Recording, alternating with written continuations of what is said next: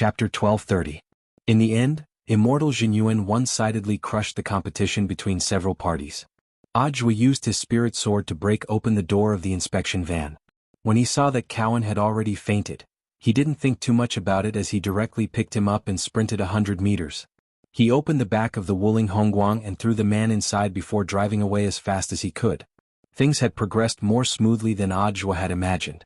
His next step was to drive to Battle Sect, whose mountain gate was outside Songhai City. At the moment, Battle Sect was a relatively safe place. Even if someone wanted to pay a visit, it wouldn't be that easy. Ajwa had already decided to pry open Cowan's mouth before anyone tracked him down. Ajwa walked for about 5 or 6 minutes before the gravity suppression Immortal Jinyuan had set up in front of the toll station was unlocked. With the power of a venerated immortal, you could do whatever you wanted. The 3 groups of people got up from the ground one after another. Their faces were plastered with gravel and some of them had blood stains on them. All of them were covered in dirt and felt a little dizzy. Being suppressed by gravity for a long time would block blood flow, so the first thing they felt after getting up was numbness in their legs. More than 40 people got up from the ground, all of them wearing night clothes. Unable to tell friend from foe in the dazzling divine pool, they directly circled the inspection van. "Who the hell are you? Who are you?" The 3 groups of people asked each other questions as they took out the magic weapons in their hands and threatened each other. Although they were all speaking Mandarin, it was clear that they had different accents, which made the scene even more chaotic. Everyone, the person we wanted to rob, was snatched away by the other group. "If we start an internal strife now, won't the 4th group laugh at us?" The representative of one group suddenly said at that moment. "That's right. Brothers, I also think it's inappropriate for us to stand here, and the police will be here soon.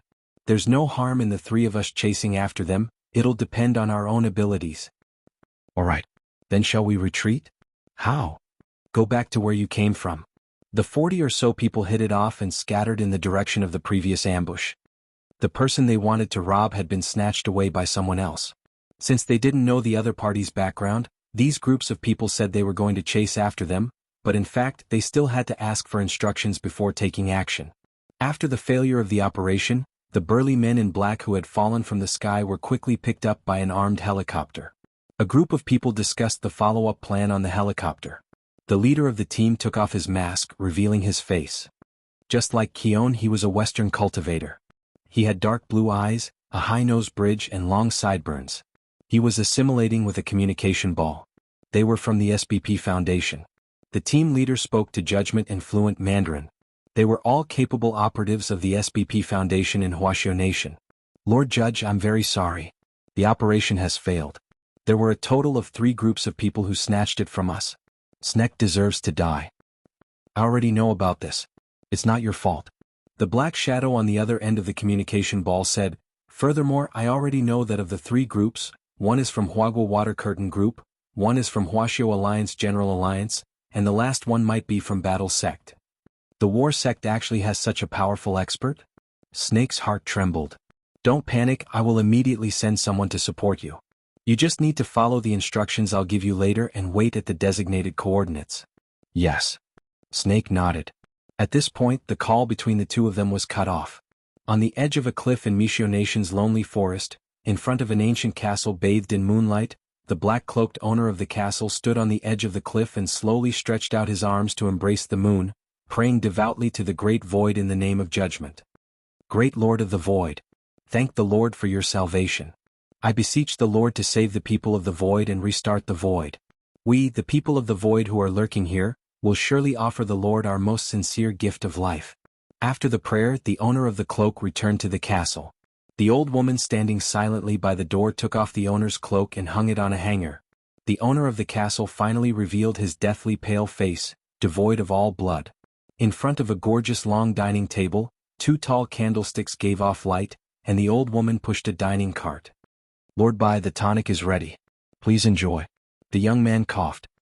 He scooped up a spoonful of red medicinal soup and leaned close to savor its aroma. It was as if that wonderful feeling could make him forget all his troubles for a short period of time, forget his past, and even for a moment forget that young man whom he hated to the core. For countless nights, that pair of dead fish eyes had been tormenting him like a nightmare. Before drinking the soup, the young man glanced at the old woman out of the corner of his eye. "My name is Su Bai and I am a citizen of the void. The Baijiu of the past has nothing to do with me anymore. Yes, this old servant will remember. Only then did the old woman realize that she had made a slip of the tongue. After bowing, she hurriedly pushed the dining cart away. As the young man had said, the great void had given him a third life, which had been given to him by a white-haired young man whose face couldn't be seen clearly. Unfortunately, that young man hadn't put him in an important position.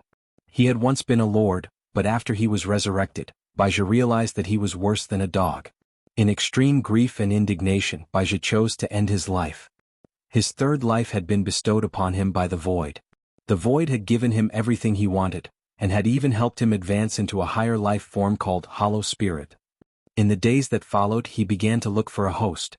Then this Mr. Judgment of the SBP Foundation became the perfect host for him. As his Hollow Spirit body began to merge with Judgment, he took away everything that belonged to Judgment. Memories, realm, wealth, reputation. With the help of the void, he had regained all of these things that he had once lost. At that moment he had changed his name to Subai. He was a devout citizen of the void. Furthermore, he was a higher life form than human cultivators. With the nourishment of the medicinal soup, it wouldn't take him more than a few days to completely adapt to Judgment's body. He was now confident that he could kill Wang Ling. But he didn't want to be in such a hurry. Letting a person die wasn't the greatest torture. The greatest torture was to make a person lose all the things they wanted. Subai had thought it through very thoroughly. What he wanted to take away was the peaceful life that Wang Ling yearned for the most. Wang Ling, what are you going to do? The young man put spoonful after spoonful of the red medicinal soup into his mouth and sneered. He had already finished praying in the darkness of the night. The great Lord of the Void was going to reopen the Void Gate and test the human world once again. P.S. Poll, please guess how many slaps Wang Ling can take from Subai? A. 1-3B, 3-5C, 6-10. Chapter 1231. For a long time, people have been pursuing higher levels of evolution.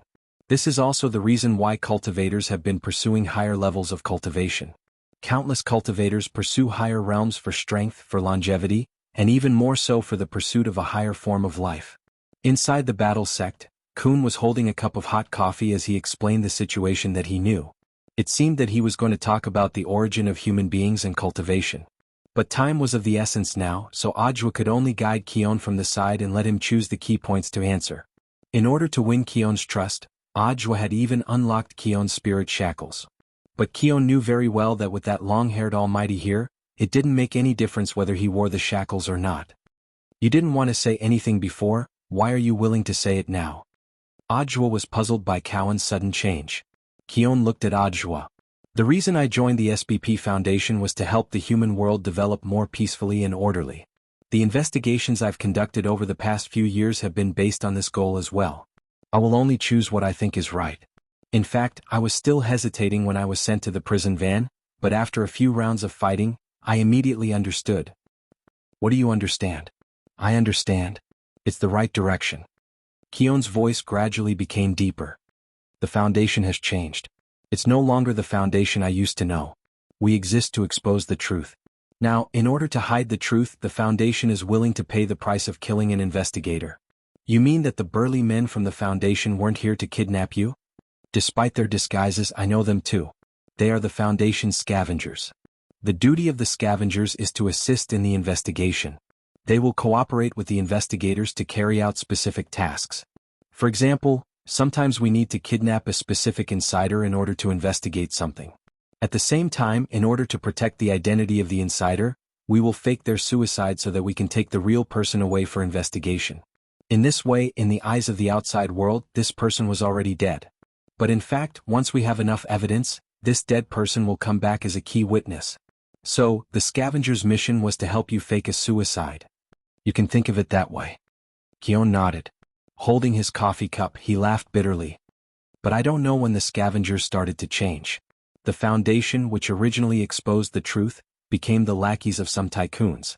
They sent investigators to gather all the evidence and witnesses, and then sent the scavengers to destroy them all. Truly flawless. Audiobook scat inside. When did they become like this and when they became like this? A long time ago? In my memory it seemed to have started 20 years ago. They had already started to rot 20 years ago. It's just that I didn't have any concrete evidence. Keon frowned as if he was trying hard to recall the details of the past few decades. From the moment my first friend who was also an investigator died, I already had my suspicions. Time? Scavenger.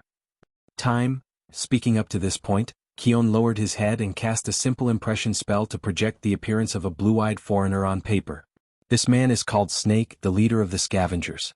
Maybe even he doesn't know, but I've been paying attention to him ever since my first investigator companion died. The moment he jumped out just now, I could clearly sense that he wanted to kill me. He's very strong? Your realm isn't too bad without the spirit shackles, right? Ajwa said. We're all elites selected and cultivated by the Foundation. Our realms aren't much different, but the focus of our cultivation is different. Scavengers are killing machines cultivated by the Foundation. As for us investigators, most of our focus is on cultivating perception type and support type spells. At this point, Ajwa already had a general idea of what had happened. Back in Songhai First Prison, Keon had refused to give in no matter what because he still had a glimmer of hope in the existence of the SBP Foundation. He firmly believed that the faith he had once firmly believed in wouldn't collapse so easily, but after killing 4 people halfway through, Keon instantly understood that the incomparably lofty foundation in his heart had already been completely destroyed. I chose your battle sect because you don't have any interest in the Foundation. Do you remember the other 2 people who intercepted us? You mean Huagua Water Curtain Group and the Central Alliance? If my inference is correct, they've probably already been infiltrated by the Foundation. Compare them. Only battle sect is at a lower risk, Keon said. Hearing this, Ajwa felt that the situation, which had already become clear, seemed to have become a little complicated again. The SBP Foundation has been established for so many years and enjoys a good reputation internationally. I can understand why the Central Alliance might be working with it, but what's going on with Huagua Water Curtain Group? Ajwa asked. I'm not particularly clear on this matter. I only heard a colleague mention files related to Huagua Water Curtain Group. It seems to have something to do with that female candidate for Huagua Water Curtain Group. Lotus Sun. Yes, that should be the name, but I don't know the specifics of the investigation. The expression on Keon's face was particularly complicated. Because the rumor is that this investigator also died at the hands of the scavengers. Boom! At that moment, as they were talking, a huge explosion suddenly erupted outside Battle Sect's mountain gate. Grenade-throwing Senior Immortals True Venerate Hall also shook slightly with this huge tremor. Report, a group of foreigners are preparing to attack the mountain. A Battle Sect disciple ran in a panic. It's the scavengers. Snake and the others are here. Keon became nervous. They clearly know that you have an expert keeping watch here, and won't act rashly unless they're fully prepared. Snake is very strong. He's definitely going to kill me. Don't panic. Ajwa tried to calm Keon down. He exchanged glances with Immortal Jinyuan, who was about to go out and take a look at the situation. In the end, another Battle Sect disciple ran in a panic at that moment. Report, the leader of the foreigners is dead. Dead? Ajwa was stupefied. Crispy Noodles Dao Monarch said it was a needle that came from afar like a shooting star and directly stabbed him to death, then flew off into the distance. Hearing this, Ajwa sucked in a cold breath. Were the villains nowadays so shameless? They didn't even have a chance to make an appearance and had died just like that. Chapter 1232. About 5 minutes ago, a group of foreigners had gathered outside Battle Sect's mountain gate. Their leader was none other than Snake, who was known as the SBP Foundation's scavenger team leader. In less than 2 hours he had arrived at the location Subai had specified and obtained a magic treasure known as the Void Magic Ball. Then he had come here according to new instructions. Snake didn't know what this Lord Judgment wanted to do, but there was nothing wrong with following the Foundation's arrangements. A group of outsiders gathering in front of the mountain gate was definitely a sign of danger. Seeing this, the Battle Sect disciples in the Sentry Tower hurriedly reported the situation to their superiors. Very quickly, a stream of golden light rose from the heart of Battle Sect and descended from the sky in front of this group of scavengers. The powerful aura made the scavengers involuntarily take a few steps back. Snake stared at the young-looking boy in front of him with his dark blue eyes set in deeply sunken eye sockets. We are here on the orders of the SBP Foundation. Please ask the person in charge of your sect to come out and return him to us.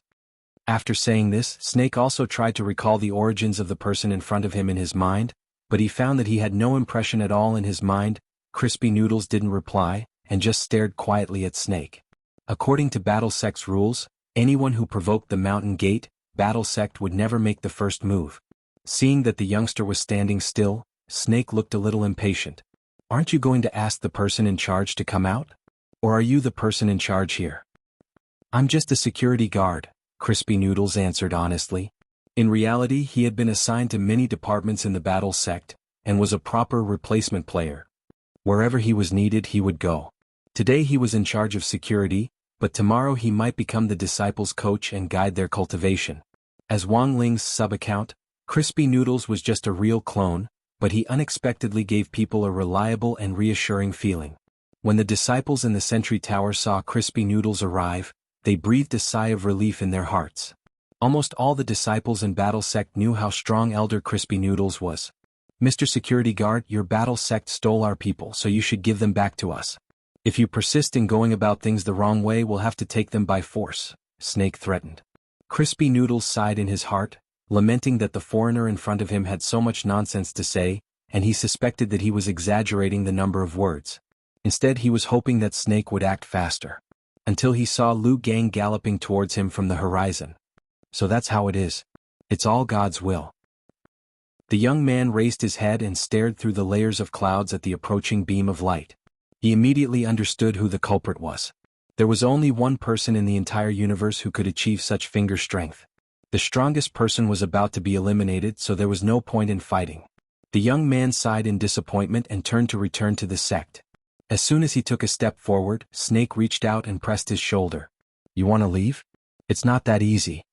The domineering spiritual power passed through Snake's body like an electric current, and the young man's body paused for a moment before he ignored the pressure and continued walking forward.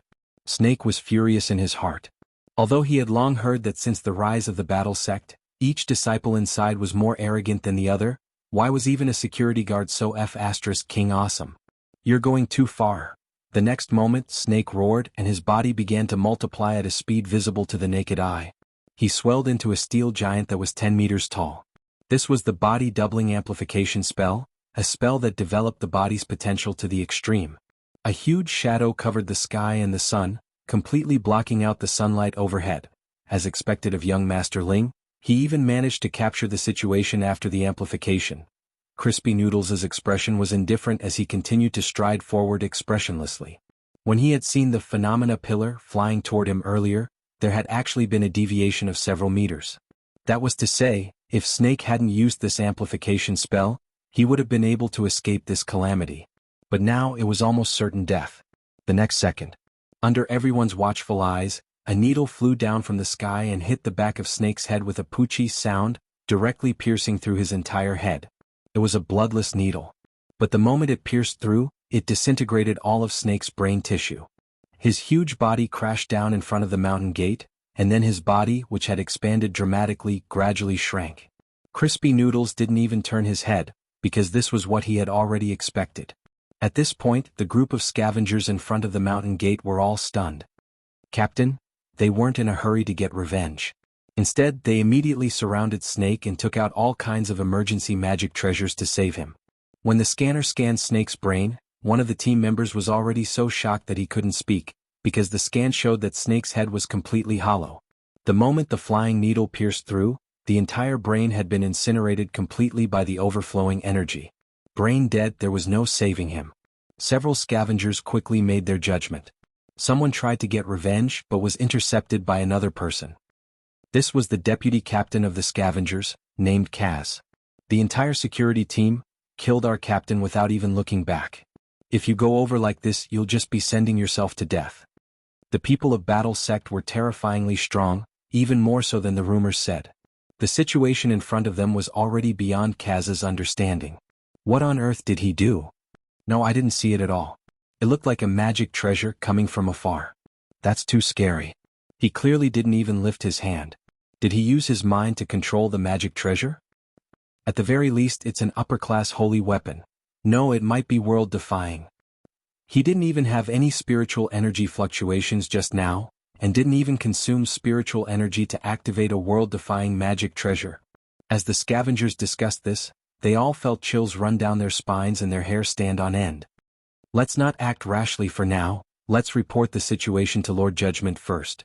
Kaz frowned and immediately directed everyone to quickly leave Battle Sect's mountain gate with Snake's corpse.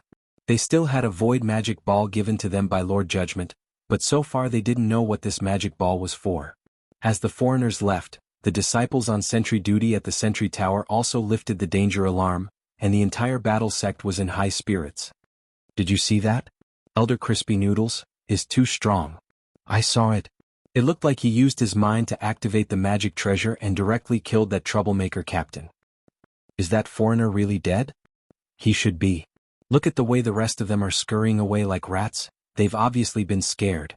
Look at Elder Crispy Noodles, he looks so calm and collected. He didn't even lift his hand during the whole process, and there wasn't even any spiritual energy fluctuations. And when that foreigner leader's body swelled up, Elder Crispy Noodles actually chose to turn back.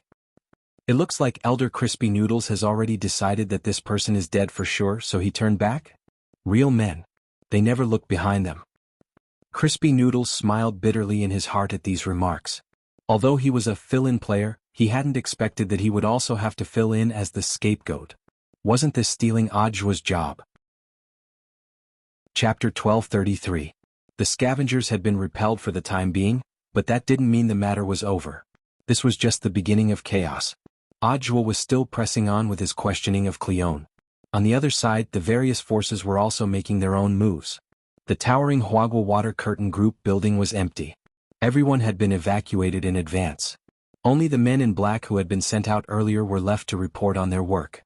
Sunny Yuan's face was exceptionally ugly. He hadn't expected so many people to be involved this time. Not only were overseas foundations and combat sects involved, but even the main alliance was also involved. Furthermore, it seemed that these forces had branches that were secretly fighting each other. Legend has it that the Foundation has a scavengers team, which are killing machines specially bred by the Foundation. I never thought it would actually be true. When the men in black finished their report, Jiang Xiaoche also had a very surprised expression. Then he frowned deeply. Master, I'm afraid we've already exposed our identities by getting involved this time. Sunny Yuan glanced at Jiang Xiaoche and shook his head. No, the truth is that our operation this time was secretly instructed by the main alliance. Otherwise, do you think I would have the guts to get involved in this matter? Instructed by the main alliance? Jiang Xiaoche was even more surprised. To be exact, it was directly instructed by His Excellency. It's actually His Excellency. Jiang Xiaoche's eyes widened. Judging from the outcome of this operation, the situation is worse than I thought. Since His Excellency instructed me to get involved, it proves that there might already be a spy in the main alliance that His Excellency doesn't trust. Saying this, Old Man Sun frowned slightly. It was just that they still didn't know where on earth this spy came from. Was it someone from the Foundation? Or was it an unknown force from somewhere else? None of this was known at the moment. Sunny Yuan was a veteran. A company could never be above the state. He understood this principle. Although Huagua Water Curtain Group was astonishingly wealthy, Sunny Yuan wouldn't get involved in this matter without authorization. Of course, as a businessman, the more Old Fox Sun took the risk to get involved this time, the more conditions Huagua Water Curtain Group would raise. Sunny Yuan didn't lack anything in his life, be it wealth, beautiful women or any novel objects. Everything a secular person wanted was fleeting in his eyes. The only person he treasured was his granddaughter. As long as Lotus Sun's yin and yang death tribulation wasn't resolved, he would be on tenterhooks. Thus, Sunny Yuan's condition was that after this matter was over, he wanted the headquarters to do their utmost to break the yin-yang death tribulation. Looks like we have no choice but to interfere in this matter. When Jiang Xiaoche heard this, he understood Huagua Water Curtain Group's current situation. Judging from the current events, the General Alliance might have lost the trust of that lord because of the traitor. That lord had no choice but to ask the Huagua Water Curtain Group to secretly investigate. They were already involved in this matter, so it was naturally impossible for them to escape unscathed. However, there was one thing that Jiang Xiaoche did not quite understand. He bluntly asked, why did that lord not allow the battle sect to investigate? I was also thinking about this before. Old Man Sun said, maybe you have your own concerns. Or perhaps Master feels that the battle sect has a close relationship with the headquarter alliance, and that there might be a mole within. But the problem is that the person has already been snatched away by the war sect. Jiang Xiaoche wanted to cry, but no tears came out. They were now caught in the middle and their situation was very awkward. They couldn't win in a fight, and couldn't extricate themselves from this matter. The whole situation was quite unfavorable for Huagua Water Curtain Group. Most importantly, their actions just now had exposed their identities. The mole at the headquarters and the Foundation scavengers could make a move on Huagua Water Curtain Group at any time. This situation of being attacked from the front and the back could be said to be a stalemate. Now Jiang Xiaoche finally understood why Sunny Yuan had ordered all the employees in the building to be evacuated yesterday. Obviously, the old man didn't want to implicate the innocent employees. Now we can only gamble. After thinking about it, old man Sun quickly made a decision. Everyone else evacuate. Xiaoche, come with me to the Sun family treasury. Hearing this, Jiang Xiaoche's pupils shrank. Master, since we're already involved and can't extricate ourselves, there's no harm in blowing things up a little. Saying this, old man Sun got up and took off his suit jacket. Underneath the jacket, his strong muscles pushed up his white shirt, which was especially conspicuous. Going to the Sun family treasury? How many years had it been since Jiang Xiaoche had heard this sentence? This was the signal that old man Sun was going to the treasury to retrieve his ancestral magic artifact and was personally coming out of retirement. At that moment, Sunny Yuan wasn't sure if he could trust Battle Sect. But as long as he gave it a try, everything would become clear. On the other side, Ajwa had already made a new breakthrough in his questioning of Cowan. Their topic had already turned to hollow spirits. This was a strange and mysterious term that Ajwa had only heard today. There's actually such a thing as a void invasion. Ajwa was secretly astonished after listening to Cowan's words. These had all been Gu Xuanji's deductions at first, but Ajwa hadn't expected them to be confirmed by Cowan. Void invasion, you've summed it up very well. Cowan smiled bitterly. Our world is indeed suffering from the merciless invasion of void creatures. Did you come to Xiao Nation to investigate 20 years ago? To be exact, it should be earlier. The large amount of evidence I have shows that the hollow spirits appeared earlier than the Foundation thought, Cowan said. It's just that they've been secretly observing humans before this, and have been lurking in the human world for a very long time. Furthermore, there weren't many of them at the beginning. They didn't reach the point where we needed to be on guard at all. Observing humans? Ajwa couldn't help sighing when he heard this. Just like humans playing with little insects in a greenhouse? Cowan smiled. That's a very good analogy. Perhaps to them, we are indeed like insects trapped in a greenhouse. Because the hollow spirits themselves are indeed a higher form of life. They're like wind and light, like clouds and fog. They don't have a physical body, but they're extremely intelligent. But why would such highly intelligent creatures be interested in ants in their eyes? The evidence I have so far is still limited, so I can only make assumptions, Cowan said. After a long period of observation, I realized that they seem to be looking for something. The current void invasion is precisely because of this thing. What kind of thing? Ajwa asked. It doesn't have to be something, it could also be a person, Cowan replied. Chapter 1234. After this conversation, Kun's nervousness had clearly eased a lot. Perhaps it was because Snake's death made him feel like a burden had been lifted from his heart. As one of the investigators, he had felt and seen too many of his colleagues die at the hands of scavengers. At some point in time, Kun had also started to fear scavengers in the depths of his heart. But now, with Snake's death, everything had become a relief. It was as if Battle Sect had become Kun's safe haven. Staying in the true Venerate Great Hall in the hinterland gave Kun a sense of security. This newly established sect had leapt to the top 10 of the world's sects at an almost bizarre speed. It firmly occupied the throne of third place. Apart from the fact that its economy and the overall quality of its disciples couldn't compare to the top two sects, it was practically beaten in every other aspect. The first two required a long period of development to accumulate. After all, Battle Sect was a newly established sect, and it had already been very difficult for it to reach this stage. You don't think it's necessarily an object, but a person. Ajwa frowned deeply when he heard Kun's speculation. If it was to find an object, he thought of his Shifu's omniscient elephant's pillar. But it wasn't like his Shifu wouldn't return the pillar. Was it worth it for a hollow spirit to riot over a magic artifact? The omniscient elephant's pillar definitely wasn't the only thing in the void behind the gate of the void. Furthermore, it had to be something even more powerful. In comparison, Ajwa felt that the weight of this omniscient elephant's pillar didn't seem to be that high. But if they were here to find someone, that would be a very wide range. Even if they narrowed it down, it seemed that they could only lock onto Huaxiao Nation. 20 years ago, The Foundation had sent Kun to investigate Huaxiao Nation in order to investigate the hidden hollow spirits in Huaxiao Nation. Looking at the overall data, Huaxiao currently had the most hidden hollow spirits in its territory. Hence, all of this was because of a certain person in Huaxiao Nation. At this point, the situation gradually became clear. Is there any way to identify hidden hollow spirits? As I said before, hollow spirits are high-level creatures without a physical body. When they reside in a human body, there's bound to be a rejection reaction. A rejection reaction? It's only at the beginning. Hollow spirits are extremely adaptable. The faster ones will be able to adapt in a day, the slower ones will need about 5 days. However, no matter how fast or slow they are, they will need to drink a red medicinal soup. How did you know? Ajwa was amazed. I've had cases of people being possessed by hollow spirits. That gave me good information. At this point, Cohen couldn't help but break out in cold sweat. Riches come with risks. What I'm doing is very dangerous. If I'm found out that I'm testing the hollow spirit, I'll definitely die.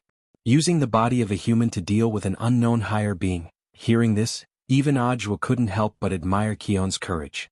He sensed the spirit of a desperate man from Korn. In fact, the investigators of the SBP Foundation all had this spirit. It was the mission of every SBP investigator to do their best to unearth and pursue the truth. Ajwa couldn't help recalling the extreme weather when he had hugged a tree and reported for duty at the front. Then, the reporters and cameramen who were swept away by floods or hurricanes. I took a sample of the red decoction and wanted to take it to the Foundation for testing. Where is Ben now? I don't have it with me, it's in my apartment. I don't know if it was destroyed by the scavengers. Korn frowned deeply. Given their ability, it shouldn't be hard for them to find out where I live. It seemed that the key was the sample of the red decoction. If they could crack the secret, they might be able to discover the difference between human cultivators who were possessed by hollow spirits and ordinary human cultivators. I'll think of something about the decoction. After saying this, Ajwa looked at Immortal Jinyuan next to him. Senior, did you hear that? Please help me find this decoction. That's easy. Immortal Jinyuan nodded. With a turn of his body, his entire body turned into a cloud of smoke and disappeared. Even someone as experienced and knowledgeable as Korn had never seen such frightening spatial manipulation before. What on earth is this senior's background? That's a sect secret. If you want to know, you can investigate it yourself.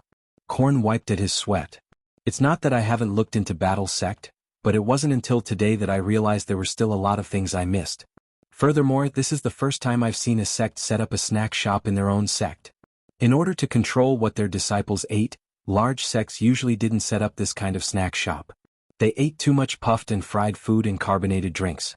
Over the years, this would have a huge impact on the growth and development of the spirit root. This was also why people who liked to drink fat otaku cola generally had low cultivation levels. A certain expert had once publicly published this opinion in Cultivator Has a Say Daily. Of course, Ajwa knew what Korn was trying to say by specifically mentioning the snack shop. He smiled slightly. Actually, I don't think that eating snacks will necessarily have an impact on one's realm. When a person's realm and strength had already reached a sufficiently heaven-defying level, how could they be swayed by a few bags of snacks? Ajwa had also thought this way when he was younger. But after meeting his adorable little Sherfu, he felt that a whole new world had opened up to him. Wang Ling's existence had completely subverted his understanding of cultivation. In Ajwa's eyes, the so-called impact of eating snacks on one's realm was simply a paradox. Cultivators just needed to have a limit to everything they did. Thus, Ajwa believed that eating less or occasionally wouldn't have an impact on the development of the spirit root. I don't agree with Mr. Zhuo's point of view. The reason I have my current cultivation is because I've never eaten those so-called junk food since I was a child. Korn smiled. But in the next moment, Ajwa's soul interrogation stunned Korn on the spot. But Mr. Korn, do you think you've been happy all this time? Korn fell silent. I know that it might be very difficult to change Mr. Korn's understanding of cultivation in the short term, Ajwa said. Ajwa said, but if Mr. Klein is willing to join our sect and fully understand our corporate culture. So Mr. Zhuo wants to pull me in? Keon stopped Ajwa from speaking. After going around in a big circle, he finally understood Ajwa's meaning after hearing this. Sure enough, the Oriental way of talking was broad and profound. Korn gasped in amazement. Ajwa smiled. Mr. Korn, Battle Sect won't easily extend an olive branch. Korn thought for a bit and also smiled. Once this is over, I'll think about it. The two of them chatted as they waited for Immortal Jinyuan to bring back a sample of the red medicine. At that moment, a disciple outside the door hurried in. Report, Mr. Sun of Huagua Water Curtain Group requests an audience. Mr. Sun? The visitor was a little unexpected for Audiobook. At the same time, Audiobook felt that this person was quite difficult to deal with. After all, there was a small chance that this person would become Audiobook Shifu's father. Simply put, there was an extremely small chance that this person would become Audiobook's future Shifu. Then Audiobook's attitude towards this person. Whether Sunny Yuan was here to cause trouble or not, Audiobook had to consider it carefully. Chapter 1235. Battle Sect's Central Lakeside was a place specially built for disciples who specialized in water magic. A pavilion stretched along an elegant winding corridor along the shore to the center of the lakeside, dividing the entire lake. Under the baptism of the moonlight, it had the beauty of yin and yang separating the dusky dawn. Sunny Yuan entered through the mountain gate, and after being informed by a Battle Sect disciple, he was led here. When he left the mountain this time, he was already prepared to fight. However, he did not expect that the way the war sect treated him was unusually gentle. On his way here, Sunny Yuan had just received news that one of the scavengers had died. One of the team leaders had already died. No one had seen how he had died, but the intelligence indicated that he had been killed by a security guard. When he had first received this news, Sunny Yuan had thought that something had gone wrong. In the end, when he had just passed the mountain gate, he had seen a youngster who looked a little like Wang Ling, but who was fundamentally different, looking at him with a smile. Although he looked like Wang Ling, he knew very well that this wasn't Wang Ling. His aura was fundamentally different, and from what he had always observed about Wang Ling wasn't someone who knew how to smile. But this youngster in front of the mountain gate was smiling at him. It was a smile that sent chills down his spine and made his hair stand on end. If he were to fight with that youngster just now, what were his chances of winning? Sunny Yuan had been pondering this question on his way to the central lakeside. Battle Sect's battle strength was too terrifying. Even the security guard, at the entrance, was a sweeping monk. No wonder Battle Sect had been able to quickly secure its throne as the #1 sect in Huaxiao Nation in just a few short months after its establishment. If this continued, Battle Sect would probably be able to easily take down the #1 position in the world. Sunny Yuan waited in the pavilion for a while. Before long, footsteps could be heard in the corridor, and in the pale and bright moonlight, he saw the newcomer's face. It was a young man who looked a little ugly. At first, Sunny Yuan didn't recognize him. Then the young man said, "Mr. Sun, it's our Battle Sect's great fortune to have come to visit. May your immortal luck prosper." This familiar voice instantly evoked Sunny Yuan's thoughts, and he immediately narrowed his eyes. I'm Audiobook."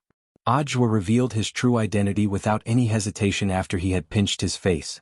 "As expected, you weren't caught." Sunny Yuan smiled. "It seems that Mr. Sun has expected this? I can roughly guess that you've already escaped, but I don't know where you are."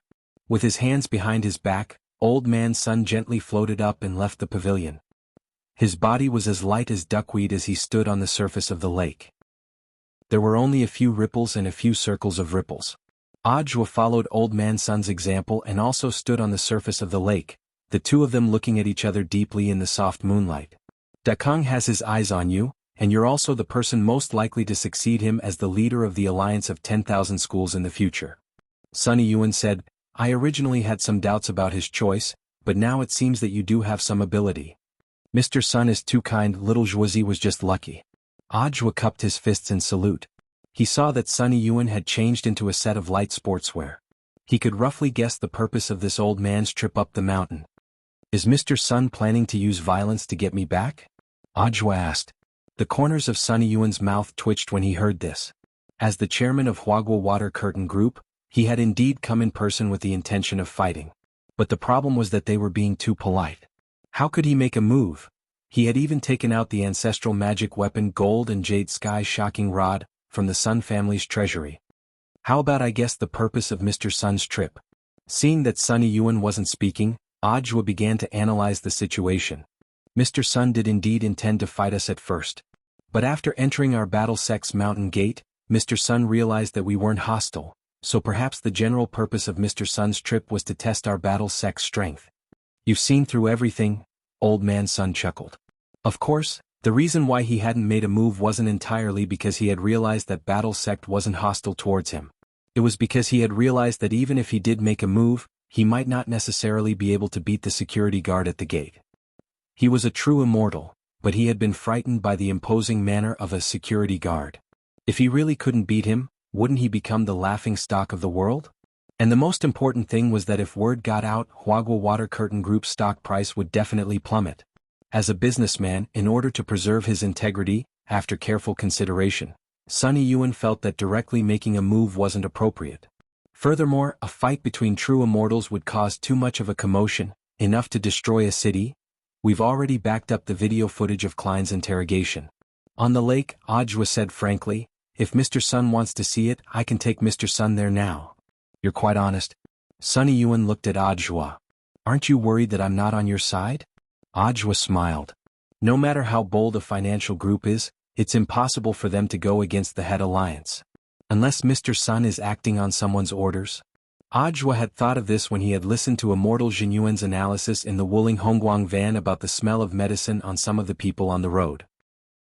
So when he thought about it further, it was very obvious whose orders Huagua Water Curtain Group was acting on. Ever since the head alliance was established, it's been that Lord's. Our battle sect relied on it to grow. Naturally, we will stand on that Lord's side unconditionally. Audiobook bowed again. "Mr. Sun, do you know why I asked to meet you here?" In the evening breeze, Sunny Yuan's gaze was incomparably tranquil as he looked at the bright moon reflected on the lake in front of him. Heart like a bright moon. Old Man Sun stared at the moon, his tense heart relaxing a little. He sighed in his heart. It was a good thing that Battle Sect wasn't an enemy, they weren't on the other side. Otherwise the outcome would have been really hard to predict. Just sending out the security guards at the door would have been enough to kill like crazy. We will share the following information with Mr. Sunday. If Mr. Sun trusts us, we will share it with you. If Mr. Sun trusts us, we can also share some of what we know. Saying this, the phone in Audiobook's trouser pocket vibrated. Immortal Jinyuan had returned. Audiobook learned that the sample of the red medicine was in perfect condition. The main thing was that Klein had stored it in a very tricky place. He had actually put it in the toilet. When Immortal Jinyuan had arrived, Klein's place of residence had been a mess, and it had clearly been searched by the scavengers.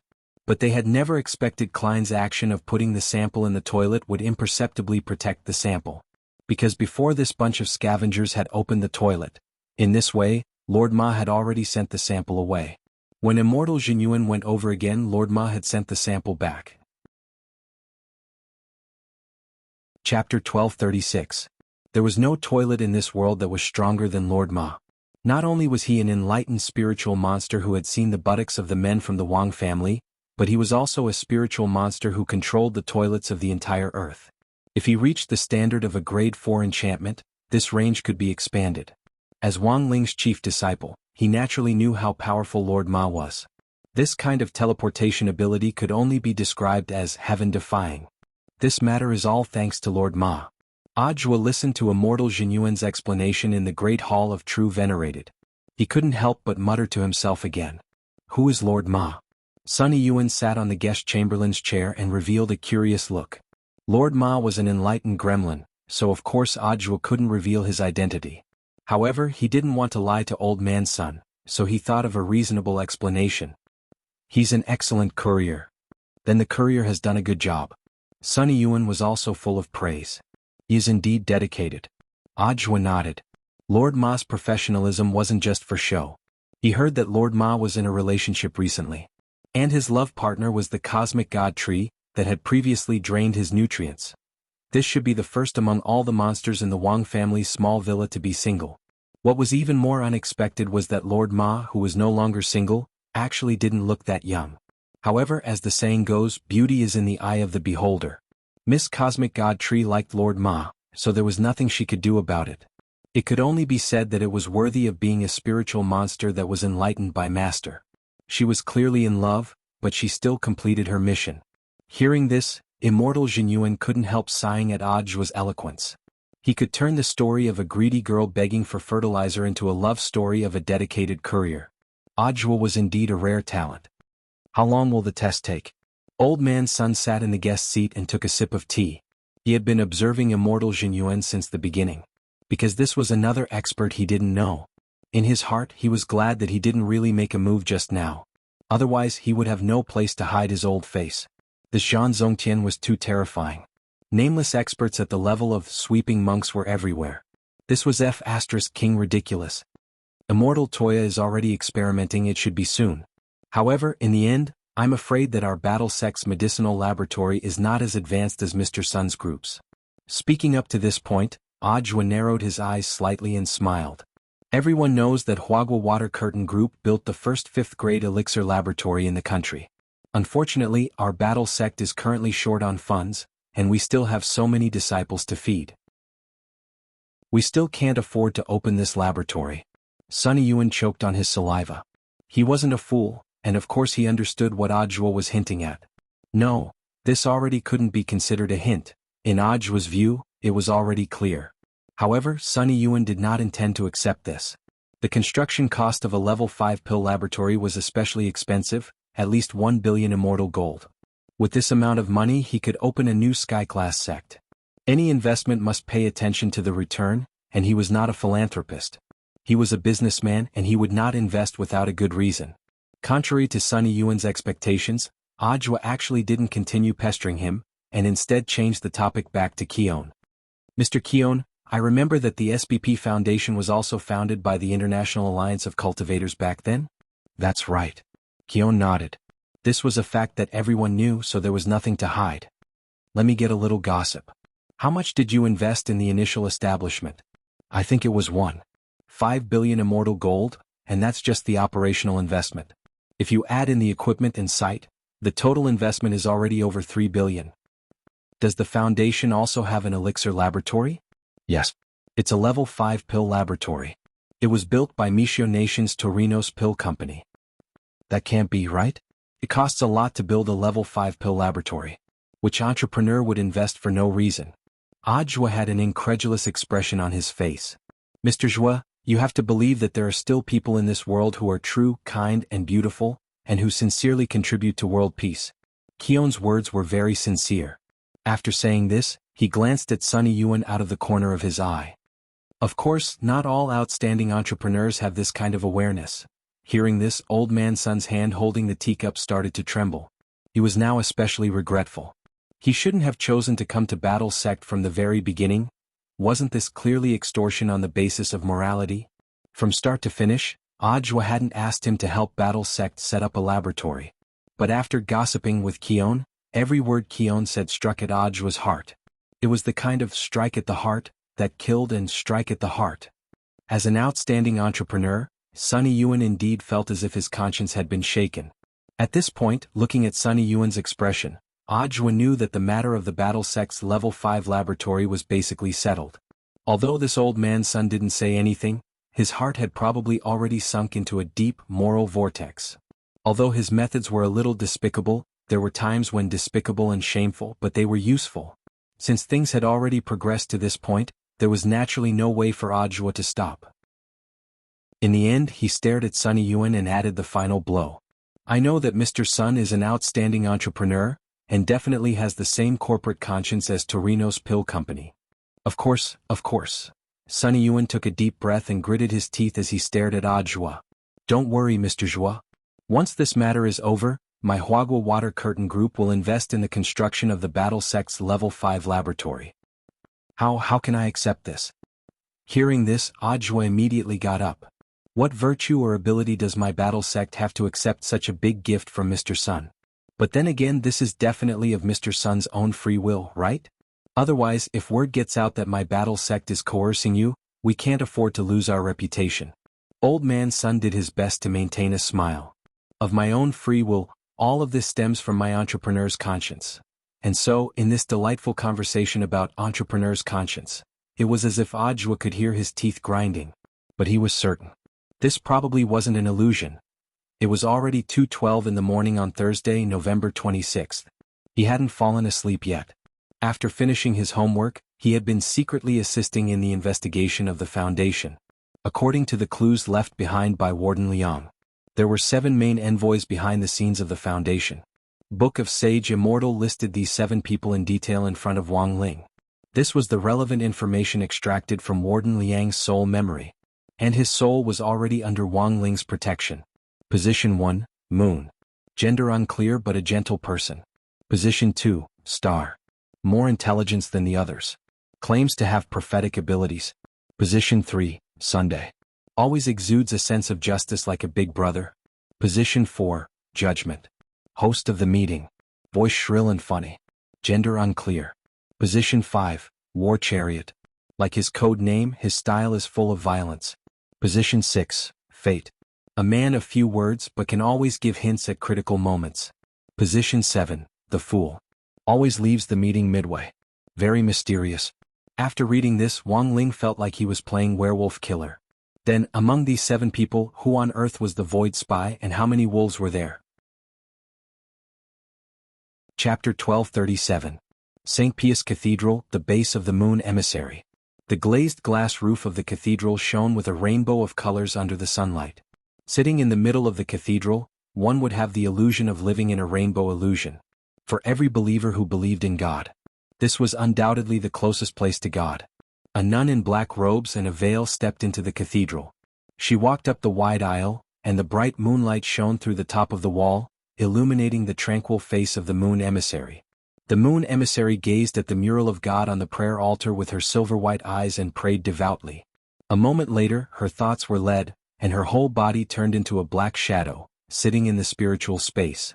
No one could have imagined that the legendary moon emissary's true identity was nothing more than a nun of a church. At this moment, she sat dignifiedly on a bench in the spiritual space. At this moment, the moon emissary felt like she had become God, looking down on all living things. The existence of the foundation greatly satisfied her vanity. And this was also the reason why she had agreed to join the SBP in the first place. The moon emissary opened her eyes. The neatness of the people in this meeting was somewhat unexpected. All 7 emissaries were here. Reliable news: Snake was killed by a fighter from the battle sect and Cohen betrayed us. The judgment emissary, as the host of the meeting, told everyone the unfortunate news.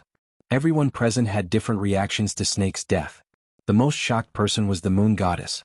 With his strength, he actually died at the hands of the battle sect. What a useless piece of trash. The chariot emissary hammered the table, looking very angry. Didn't he find out anything before he died? Not at all. The star emissary smiled slyly. The information he had obtained was no less than that of the judgment emissary.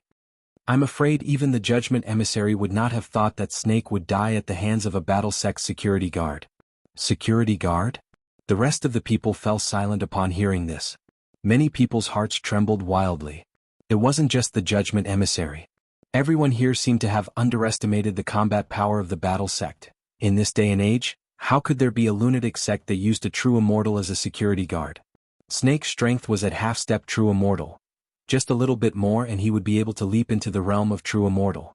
To be able to defeat Snake, even if he was a security guard, he would at least have the strength of a true immortal. I've already organized the scavengers to temporarily retreat. I don't know if anyone has any opinions or thoughts. Subai looked at each and every one of them. As the host of the conference, the legendary judgment messenger of the Foundation, he felt that he had seen through everything. After becoming a higher-level creature, their ability to obtain information was naturally extraordinary. He could communicate directly with the Void Master and ask for his help. Let the Lord use the supreme power of the Void to give him all the answers he wanted. Therefore, he already knew the identity of every single person here, including the residence of every single emissary. Snake's death was something he had long foreseen.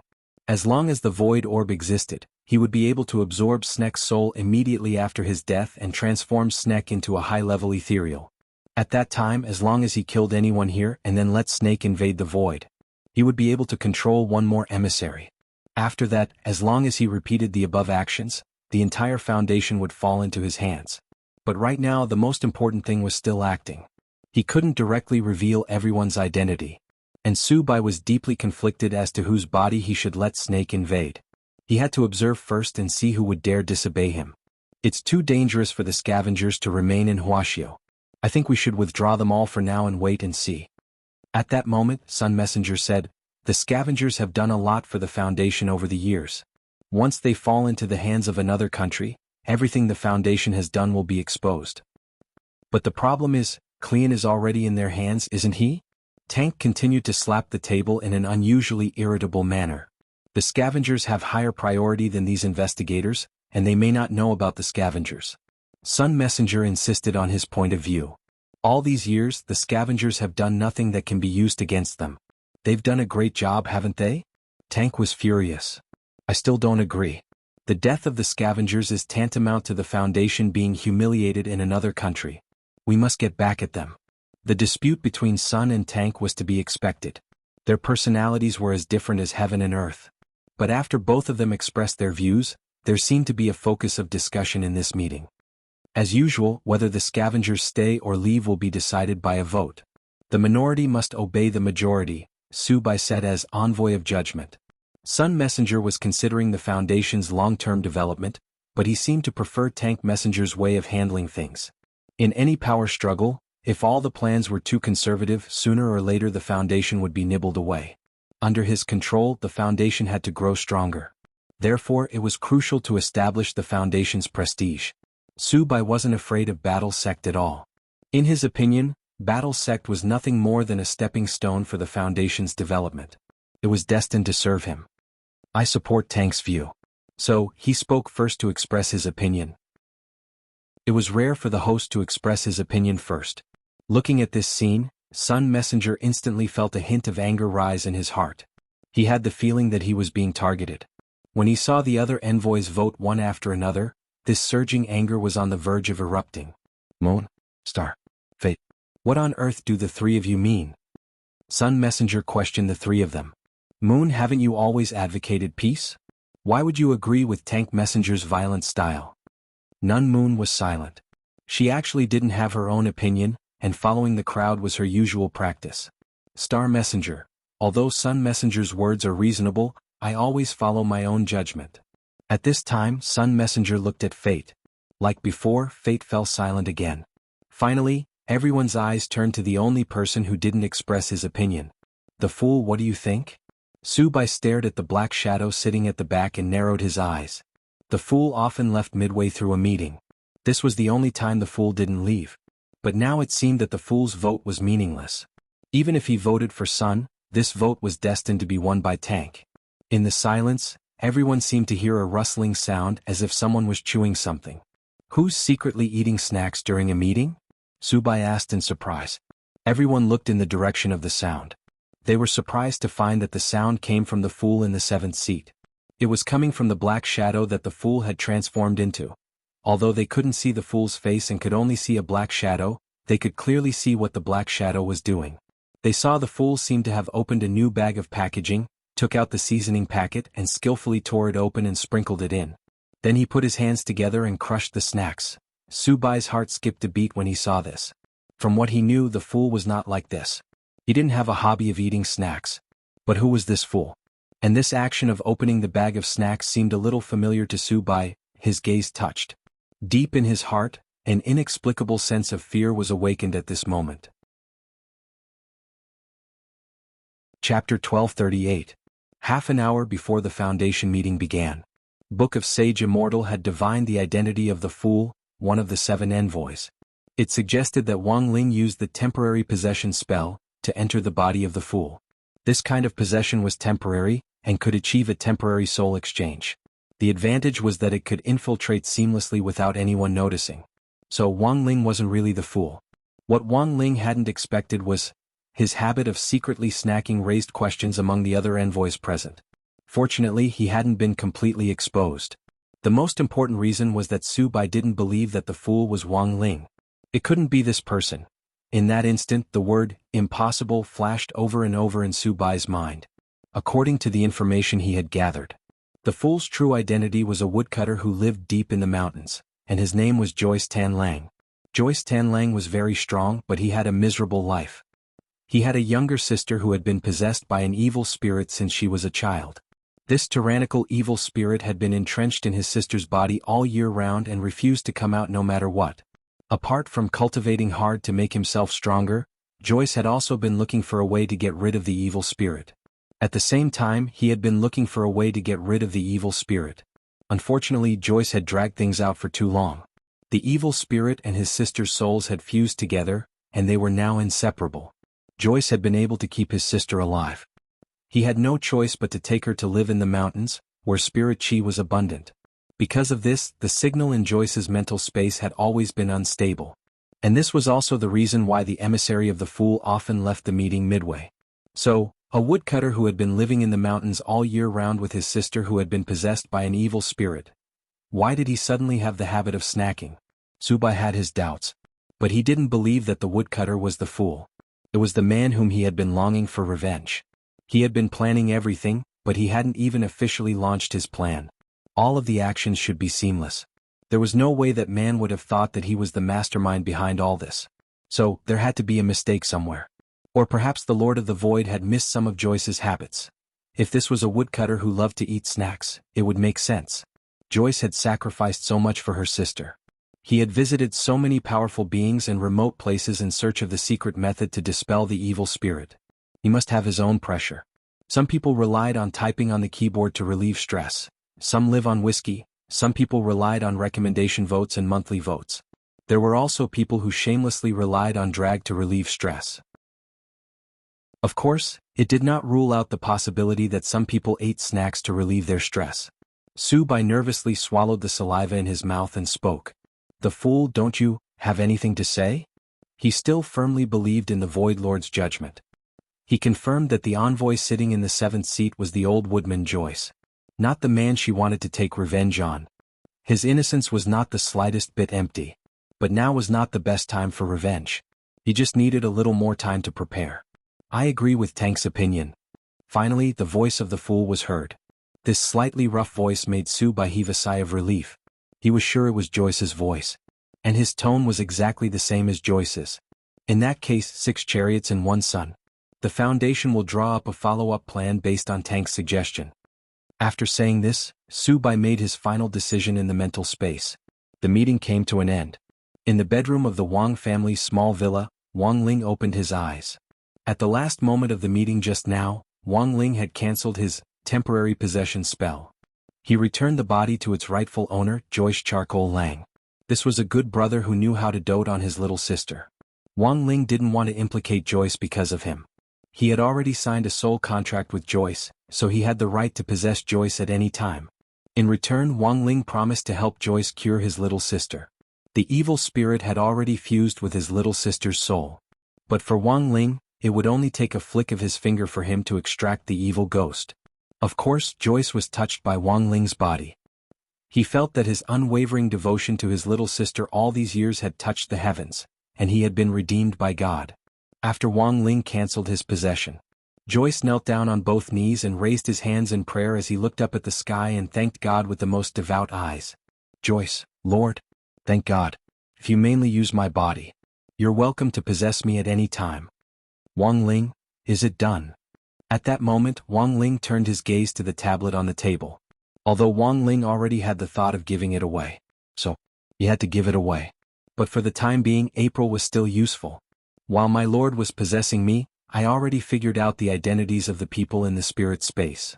Book of Sage Immortal gave the results of its deductions. There was no doubt that the 7 members of the Foundation were all foreign cultivators. But that didn't rule out the possibility that some of them were colluding with the General Alliance. Among them, the probability of Tank colluding with them was as high as 87%, and he was a key target for observation. Wang Ling clicked on Tank's information. He discovered the real full name of Tank's emissary, Toy Dre. He was the big boss of a multinational spirit sword production company, and controlled more than 20 large spirit sword production factories. Every year, some of the mass-produced spirit swords in Huaxiao Nation came from Toy Dre. What astonished Wang Ling even more was that this Toy Dre actually seemed to be related by blood to someone Wang Ling knew. According to Book of Sage Immortal's bloodline analysis, Toy Dre's DNA was actually highly similar to Yi Jiang's. The two of them were actually father and son? But Yi Jiang had been alone since he was a child. It was only after General Yi had taken a fancy to his talent that he had accepted him as a disciple. His life had gradually gotten better. To be honest, if it wasn't for this bloodline data, it was hard for Wang Ling to imagine that Yi Jiang had foreign blood. It looked like Yi Jiang might have inherited more of his mother's genes. And his mother was definitely an authentic Eastern beauty. Keep investigating. Wang Ling continued to give orders to Book of Sage Immortal. He needed to know who on earth Yi Jiang's mother was. As long as his mother was on Earth, he would be able to find some suspicious clues through a large database. It might take some time to find them. But Wang Ling had plenty of time now. In fact, in the data provided by Book of Sage Immortal, Wang Ling also discovered another interesting set of data. That was the inference about the identity of Messenger of Judgment number 4. Although Book of Sage Immortal gave a 76% probability to a person called Michelle, there was still a 24% probability.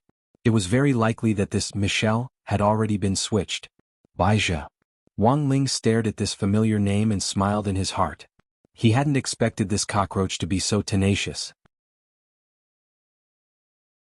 Chapter 1239. Today's Baizha indeed couldn't be mentioned in the same breath as before. Wang Ling could sense that Baizha's combat strength had improved significantly.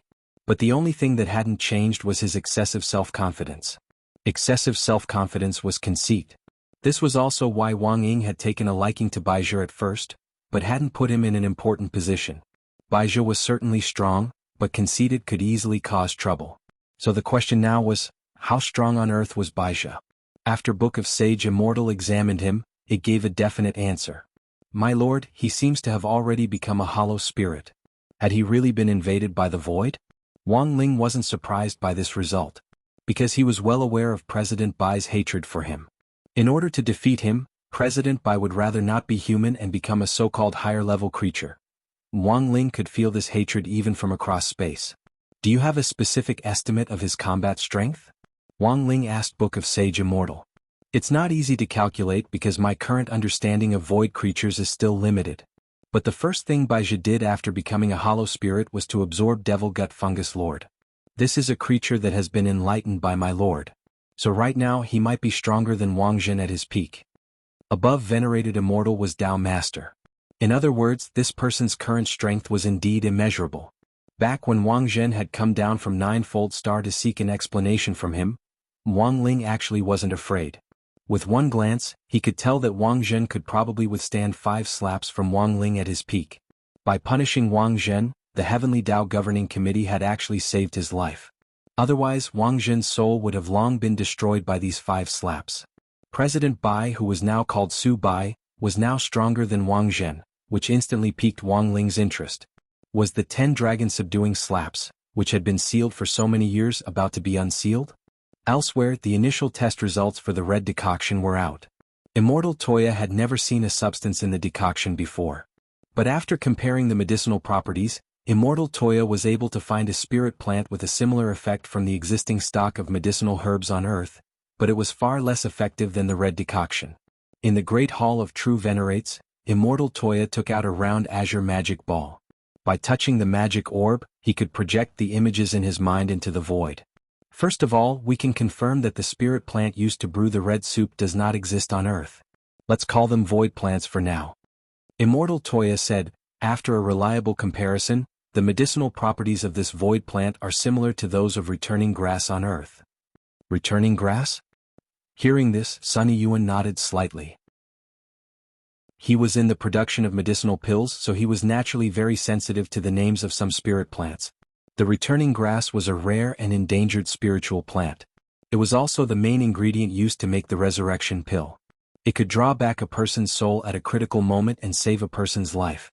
It was used for those critically ill patients to hang on to air. As Mr. Carown said, ethereals are a type of high-level creature. It took them a very long time to evolve themselves to the point where they have no form and are like light and wind. And when it invades the bodies of human cultivators, it actually causes great harm to them as well. Immortal Toya said, if we compare Su Ling to a brand new software, then the environment for human cultivators is like an old system. The two can't be completely compatible. That's why they need this kind of tonic to make themselves adapt quickly. Ajwa raised his eyebrows. That is to say, when they invade a human body, they will in fact cause some harm to themselves? Immortal Toya nodded. In theory that's true. But the truth is that as long as they adapt to a human body, their strength won't be affected. The only thing to be aware of is that if the container they live in isn't strong enough, it's very likely that it will break. And they won't die. When the time comes, they just need to switch to a new container. Simply put, the process of adapting to a human body is when they are at their weakest. If we take action at this time, they won't be able to effectively use their strength. Given our current strength, there's still a high chance that we can defeat them and eliminate them. Immortal Toya explained the situation to them. Then he turned the magic orb in his hand to show them a newly developed purple reagent. This is the ethereal detection reagent I just formulated. It's colorless and odorless based on the restraining effect of returning grass. Only ethereals who have drunk the red soup will have a reaction. What reaction? Ajwa asked. If it's just a smell, the person invaded by the ethereals will feel a foul stench. Immortal Toya said, if the reagent is injected or comes into contact with a human body, in a very short period of time, the person invaded by the ethereals will instantly lose their hair and become bald. When Immortal Toya said this, everyone suddenly had a strong sense of déjà vu. Imagine if the ethereals completely broke out in the human world. If they used a reagent to detect them, then it was possible that the world would be filled with bald people. Now, because of irregular lifestyles, even the hair loss rate among college students was increasing year by year. Not to mention those in high-risk professions who had to stay up late for long periods of time. Programmers, media personnel, medical staff, teachers, web novelists. At this thought, Ajwa couldn't help trembling as he shivered all over. This was really a reagent that made people feel bald. I don't think we can just kill someone with a stick just because they lose their hair, right? There are still a lot of people who are bald now, Ajwa said. Killing them with a stick definitely won't work. Immortal Toya said, so for those who have already lost their hair, the best way is to smell it. As long as they don't feel nauseous, there's no possibility of them being invaded by the ethereals. When the time comes, we can give them a certificate or something. But how can people who have been invaded by the ethereals accept it so easily? I've also thought about that. Therefore this matter must be a diversion. Immortal Toya said, the flu has been prevalent recently. I believe they won't refuse as long as we say it's a flu test. If they really don't cooperate, we can use the reagent in artificial rain. When the time comes, we just need to keep an eye on the streets to see if there are any people who have lost their hair after getting caught in the rain. At that moment, Sunny Yuan heaved a deep sigh and took off the wig on top of his head. Ajwa, Mr. Sunny Yuan, work is always stressful. A few years ago I took hair-growing pills every day, and now my body has developed a resistance to them. Then I gave up resisting. Everyone. Chapter 1240. The successful development of the hollow test reagent finally gave everyone in Battle Sect a glimmer of hope. Their war with the hollow had already begun. But unlike previous battles, there was no smoke in the early stages of this war. Ajwa's goal was very clear. 1. They had to figure out who on earth the hollow were looking for. 2. They had to strangle the hollow in the cradle before they found the key person and officially launched the void invasion. I'll take the reagent back, Old Man Sun said at that moment. Huagua Water Curtain Group had many stores, which could allow Immortal Toya's reagent to be produced in large quantities in a short period of time and shipped to its stores all over the country. Sunny Yuan had already thought about turning all the stores in his industrial chain into invisible hollow monitoring points. Using the spell fusion test reagent to create artificial rain over a large area was the worst plan, because there was a risk of alerting the enemy. Sunny Yuan put on the wig again and tidied up his clothes. He had never made his baldness public before, but this was a special case. Since Battle Sect was already an ally, making it public was actually a sign of trust. Then I'll leave this matter to Mr. Sunday. Ajwa, Immortal Jinyuan and Immortal Toya cupped their fists in salute. We'll get through this together. Sunny Yuan's expression was solemn as he cupped his fists in return. Then Old Man Sun left in a hurry with Immortal Toya. As the reagent developer, Sunny Yuan had already made an exception to hire Immortal Toya as chief engineer. Developing reagents was also a frontline job. Immortal Toya was deeply proud of this. Doctors were benevolent, and alchemists were also medical workers. Immortal Toya was naturally duty-bound. And so, in the early morning of November 26th, thanks to Battle Sect and Huagua Water Curtain Group's cooperation, the ins and outs of the whole matter had basically been figured out. Although there were still a lot of doubts about the matter, the general direction had been set. In just a few short hours, Immortal Toya had swiftly developed a reagent to detect the hollow. This speed was jaw-dropping. We've already started work on the reagent, but Mr. Keon, there's something else we need your help with. Not long after Old Man Sun and Immortal Toya left, Ajwa turned to look at Keon again. Keon was a smart man and actually knew very well what Ajwa wanted him to do. To be honest, he wasn't mentally prepared. Now, Keon's mood was abnormally tangled and nervous. Ajwa saw that the hand he used to light his cigarette couldn't stop trembling. I'm not afraid, I'm just. Kun tried to explain. I understand. Ajwa stepped forward and patted Keon's thick shoulder. Now, the responsibility of revealing the truth had fallen on this man's shoulders.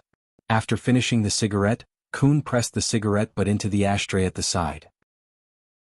Then he took a deep breath and tried his best to calm himself down. Mr. Zhua, I'm ready. Kun stood up. Ajwa had already prepared a live stream room on his side, and everything Keon said would be broadcast online to all over the world. In the information age, the power of the internet could not be underestimated. Once the traffic piled up, it could be even more terrifying than the power of live TV. According to the plan, Keon would reveal the ins and outs of the entire incident in 2 parts. In the first stage, they could not reveal anything about the arcane church for the time being. They needed to let the detection reagents run on the market and distinguish between friend and foe. When the time was right, the second stage would be when the truth would be revealed. Keon would reveal everything that the Foundation had asked him to investigate for the past 20 years. This would also include the truth about the Void invasion. Of course, in order to protect Keon, Ajwa would protect Keon's identity in the first stage, and would only report the first incident as a researcher in Battle Sect. As a result, in just the morning of the same day, the video of the first stage of the War Sect's report spread across the entire internet at lightning speed. Daoist Guang was the head of Battle Sect's online information department. With the help of the current Big Brother in the live streaming world, the speed at which the news spread was simply appalling. In the morning courseware, Wang Ling realized that most people were discussing this matter. The main thing was that in order to let the test reagents circulate and also so that the arcane church wouldn't be suspicious, Ajwa had exaggerated the report a little. In number 60 high school alone, a lot of students and teachers were starting to panic about their hairlines. After class, there was a long queue at the entrance to the men's and women's toilets. It wasn't to go to the toilet, it was to look in the mirror. Is the bald head flu virus that Battle Sect is talking about real? Is there a virus in this world that can make people bald? In class, Hiro Gua stroked his beautiful hair to confirm that it was still very healthy. The person who was least worried about this matter was Super Chin because he had a buzz cut to begin with. For him, to be bald or not to be bald.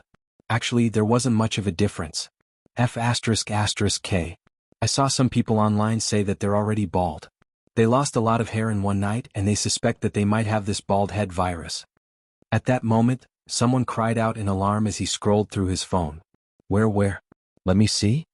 Hearing this, everyone gathered around to watch the excitement. This was just a screenshot of a chat log. It was full of text and there weren't even any pictures. Wang Ling sighed disinterestedly.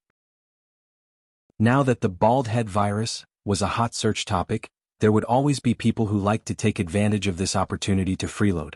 The internet spread too quickly, and without a full understanding of the unknown, it was very easy for people to believe all kinds of rumors made up by people with ulterior motives and marketing accounts that had popped up online. As it turned out, people were even more afraid of baldness than of coughing and fevers. After Ajwa's announcement, Huagua Water Curtain Group very quickly set up testing sites across the country. They even mobilized all their employees to carry out epidemic prevention work, set up testing sites in major public places, and linked hospitals to isolate suspected people. This kind of reaction speed was already godlike. In fact, the vast majority of people weren't at risk of baldness. All this was just a pretense to identify a hollow spirit. Sitting in his seat, Wang Ling quietly watched the performance from the Battle Sect. On one side, someone was working hard. On the other side, someone was vigorously spreading rumors for the sake of traffic. In just one morning, ginger and garlic had been sold out in the market, just because a marketing account said that garlic and ginger could prevent hair loss. Wang Ling, I remember that you have garlic-flavored crispy noodle snacks, right? Do you want to contribute some?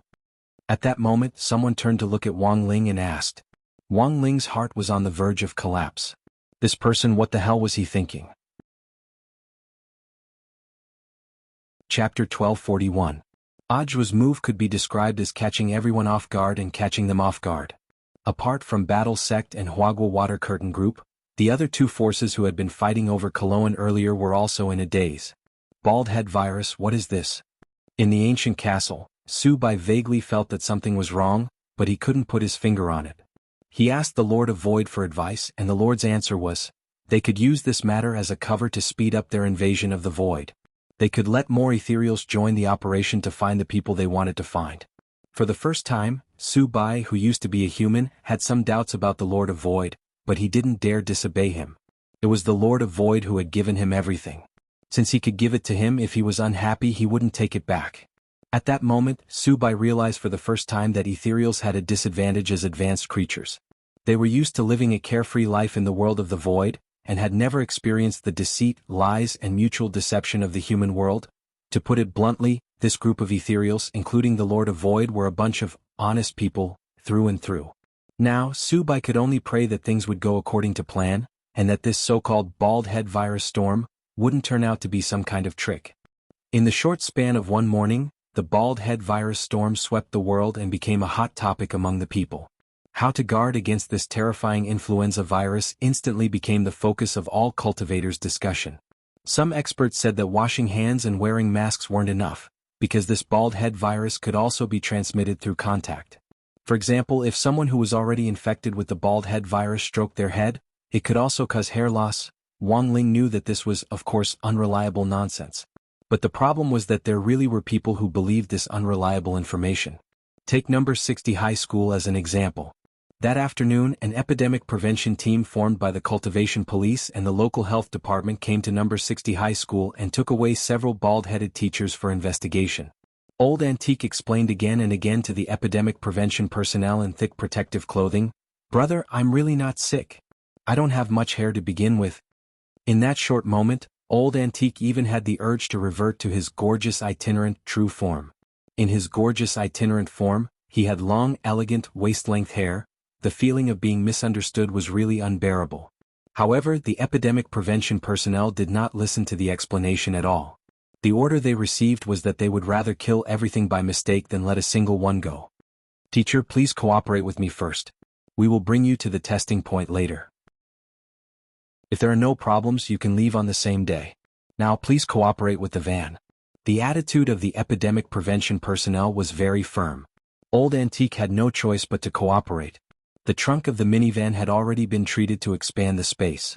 When Old Antique entered, he found that the space had already been divided into several individual areas. This is a separate design to prevent cross-infection. "Brothers, where did you all come from?" Old Antique tried to get close to the people next to him through the transparent space wall. "Hey, my name is Shiraishi Shio. I'm a monk." "My name is Baldy Pippi, a short and bald author."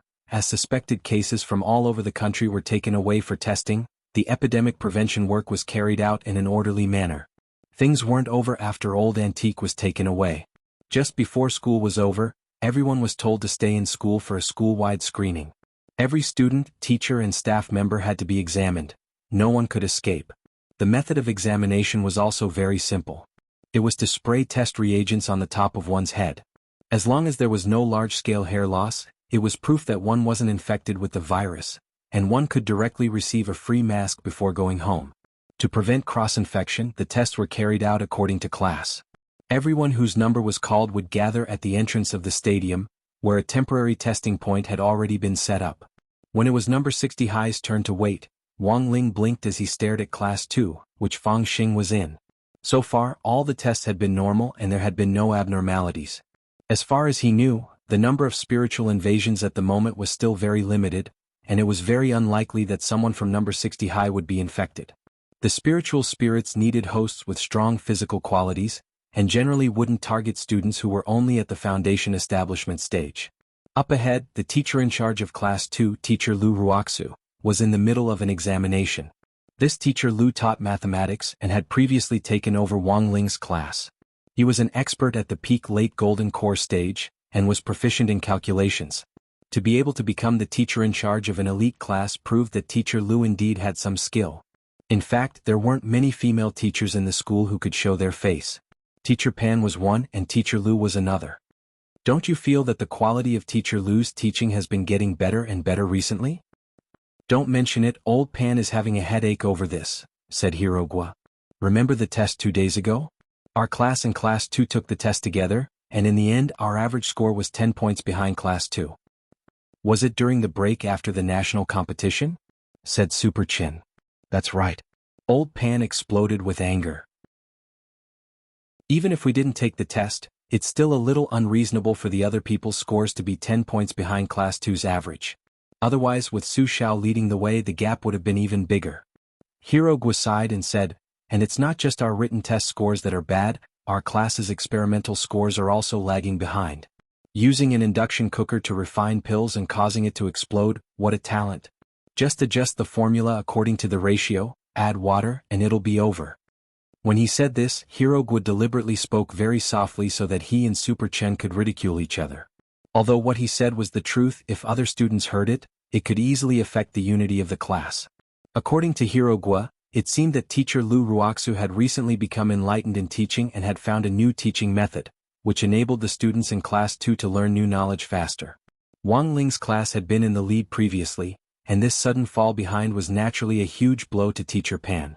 In a short 10 minutes or so, teacher Lu Ruoxu, the teacher in charge of Class 2, led the inspection of Fang Xing's class. Before leaving, Lu Ruoxu was stopped by an inspector. "Teacher, you should also take the test." "All right." Teacher Lu very cooperatively sat down. The inspector sprayed a test spray on teacher Lu Ruoxu's head. Then, a scene that made everyone terrified happened. Teacher Lu Ruoxu's originally beautiful hair suddenly changed dramatically, as if she was suffering from great pain. Her face began to twist and contort, and she couldn't help scratching at her scalp with her hands. It wasn't clear whether her hair had fallen off naturally or had been torn off uncontrollably. In less than 10 seconds, all of teacher Lu Ruoxu's hair had already fallen off. "Quick! Control her." The inspector and the surrounding students and teachers were all startled. Teacher Lu Ruoxu, who had gone berserk, had completely lost control. Boom! Bam! She abruptly stomped on the ground, and her whole body swiftly flew out, crashing through the gym ceiling. A pair of red high-heeled shoes pierced deep into the floor of the stadium like nails. It looked like this hollow spirit was trying to escape. But Wang Ling wouldn't let her do as she pleased. He would use the great gravitation spell. He immediately decided to use the gentle spell as much as possible. Without harming teacher Lu's body, he would keep her here. But in the next moment, a huge light flashed on the horizon. A meteorite fell from the distant starry sky. It was directly in the direction of number 60 High's gym. The corner of Wang Ling's eye twitched. He had tried his best to control his strength, but it seemed that he had still used a little too much force. Chapter 1242. Wang Ling had indeed held back when he had attacked. He had used a condensed version of the great gravitation spell, which was only used on teacher Lu Ruoxu, who was trying to escape. This was a lock-on skill. But Wang Ling hadn't expected the condensed power to actually be able to trigger a meteorite in space. He really had. He had only used a little bit of his power. But in the end, this was still his fault, and he had to think of a way to get rid of it. Otherwise, when the meteorite fell, the huge explosion might flatten all of number 60 High, no, an entire district. But to be honest, teacher Lu had indeed become very strong after being possessed by Su Ling. The Su Ling and teacher Lu had merged perfectly, and teacher Lu's body had also been strengthened by the Su Ling. For Wang Ling, this was an experiment, because he had yet to fight the creature on the other side of the gate of the void. This was a good opportunity to test the waters. Bzzz. Affected by the great gravitation spell, teacher Lu, who had wanted to escape the gym, fell from the air and crashed heavily into the ground, creating a huge pit. Her expression was ferocious and terrifying, and her eyes were bloodshot and her pupils were silver gray. The Su Ling inside teacher Lu's body had completely given up on concealing itself. In the face of the crazed teacher Lu, all the staff at the test station retreated, and several security personnel rushed to the front to cover her. They had to ensure the safety of the remaining students. At that moment, the deafening noise in the gym caused a lot of students to come out of their classrooms and stand in the corridors to watch through the windows. Little Peanut was scared out of his wits and trembled all over. This is me going bald, but I've also become stronger? The students in Class 2 were also stupefied, and they all swore to the heavens. "Teacher, I won't copy homework anymore. I'll pay attention in class." "Boo-hoo, teacher, I won't go to class anymore. I'm deleting the daily life of the immortal king. I don't want to read this lousy book anymore." They had never seen what a crazed teacher Lu looked like, but the aura she gave off was indeed shocking. This was already no longer a power that a normal golden core teacher could wield. What surprised Wang Ling even more was that teacher Lu actually climbed out of the pit on her own. Being able to stand up under his concentrated version of the great gravitation spell gave Wang Ling a clearer understanding of how powerful the Su Ling was. Wang Ling forgot about his own palms. The fighting strength of the hollow spirit attached to teacher Lu's body was roughly the unit of 2 palms. However, he could not do it directly because the body was still Mr. Lu's. He had to find a way to force the ethereal out of Mr. Lu's body. The grand purification spell was ineffective, because the ethereals were not evil spirits, ghosts, or viruses. They were complete high-level creatures, and the power of the grand purification spell could not work on Mr. Lu's body. In this situation he could only think of another way. He looked up at the sky. The meteorite that had fallen due to the great gravity spell was now moving toward him at high speed. On the other side was Mr. Lu, who had gone mad after being possessed by the ethereal spirit. On one side was a falling meteorite. This situation was undoubtedly disastrous for Wang Ling. With so many eyes on him, he couldn't directly take action, and could only resolve this sudden crisis in secret. In the gymnasium, under the effect of the great gravity spell, Teacher Lu struggled to get up from the ground. The condensed version of the spell could not completely restrict Teacher Lu's freedom, but if it was the complete version, it might cause a new meteorite crisis. Wang Ling sighed in his heart. In this situation he had to force the ethereal spirit out of Teacher Lu's body and stop the meteorite from falling. In Wang Ling's view, there was only one best way. The next moment Wang Ling turned his finger and strengthened Teacher Lu's bald head. "Look, it's a golden legend," someone at the scene exclaimed. More than one person saw the top of Teacher Lu's head glow. This was the effect of Wang Ling's strengthening. The bright light was as dazzling as the sun that had just risen on the horizon, and people couldn't help feeling that it was a little harsh. A lot of people couldn't help covering their eyes. They didn't know what on earth was going on, but this kind of light was really too harsh. Strengthening Teacher Lu's bald head was just the first step in Wang Ling's plan. Right now, Teacher Lu was probably already the toughest woman in the universe. The next step was for Wang Ling to personally control Teacher Lu to fight the meteorite. In the blink of an eye, Teacher Lu's entire body shot out of the gymnasium like a rocket launched straight into the sky. With her dazzling bald head, she charged unstoppably toward the huge meteorite that was trying to break through the atmosphere. The ethereal spirit attached to Teacher Lu's body realized that the body it was controlling wasn't listening to its commands at all, and it couldn't help swearing. Ethereals didn't normally swear, but they were very good at learning. The ethereal spirit in Teacher Lu's body had inadvertently learned this when Teacher Lu reprimanded the students on a daily basis. A few seconds before it hit the meteorite, the ethereal spirit felt fear in its heart. It didn't know that Wang Ling had already strengthened Teacher Lu's bald head, so it couldn't make an accurate judgment of the current situation. It had already been in Teacher Lu's body for a long time, and it could be said that it had already achieved a perfect fusion. Once Teacher Lu's body was injured, it would also suffer an equal amount of damage. It absolutely couldn't let that happen. It had to stay alive to complete the task given to it by the Lord of the Void. Thus, after an intense internal struggle and seeing that it was about to hit the meteorite, the ethereal spirit attached to Teacher Lu's body finally clenched its teeth and gave up on Teacher Lu's body. In the next moment, there was a huge roar in the sky as the huge meteorite collided with Teacher Lu, who had been launched from the ground. Struck by the toughest woman in the universe, the meteorite was smashed to pieces in the atmosphere. Before the broken rocks could hit the ground, they were burned to ashes. Wang Ling controlled Teacher Lu to land safely, while his primordial spirit left his body to capture the ethereal spirit that had just broken free from Teacher Lu's body. The ethereal spirit had luckily escaped and was looking for a new host. At that moment, it saw Wang Ling with his primordial spirit, a very strong person. The ethereal spirit was instantly excited. To be able to leave the body with his primordial spirit at such a young age, his physical quality was definitely top-notch. This was trillions of times stronger than the female teacher it had attached to previously.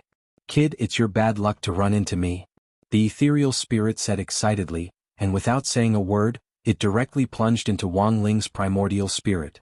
At the same time, Wang Ling swiftly withdrew his primordial spirit. His plan to use his primordial spirit as bait to capture the ethereal spirit had been a complete success. This ethereal spirit had run into him. Just as bad luck. Chapter 1243. After entering Wang Ling's body, the Void Spirit's first step was to take control of the brain, seize the spirit space, and then start to devour Wang Ling's will. Every human cultivator who was invaded by the arcane spirits would face this step. This was also one of the reasons why these human cultivators behaved so erratically and their temperaments changed so much. The invasion officially began. An ordinary human spirit space couldn't be considered big. This was related to a person's cultivation level. For example, the female teacher surnamed Lu from before had a spirit space the size of a rented apartment, which in the Void Spirit's view was so small that he couldn't even stretch his legs. But the advantage was that it was easier for him to control a small spirit space. As long as it wasn't ridiculously big, it was generally fine. Cultivators on Earth weren't ridiculously big. A true immortal spirit space was only the size of 10 football fields. Full of confidence, the void spirit snuck into Wang Ling's spirit space. Then he was completely stupefied by the scene in front of him.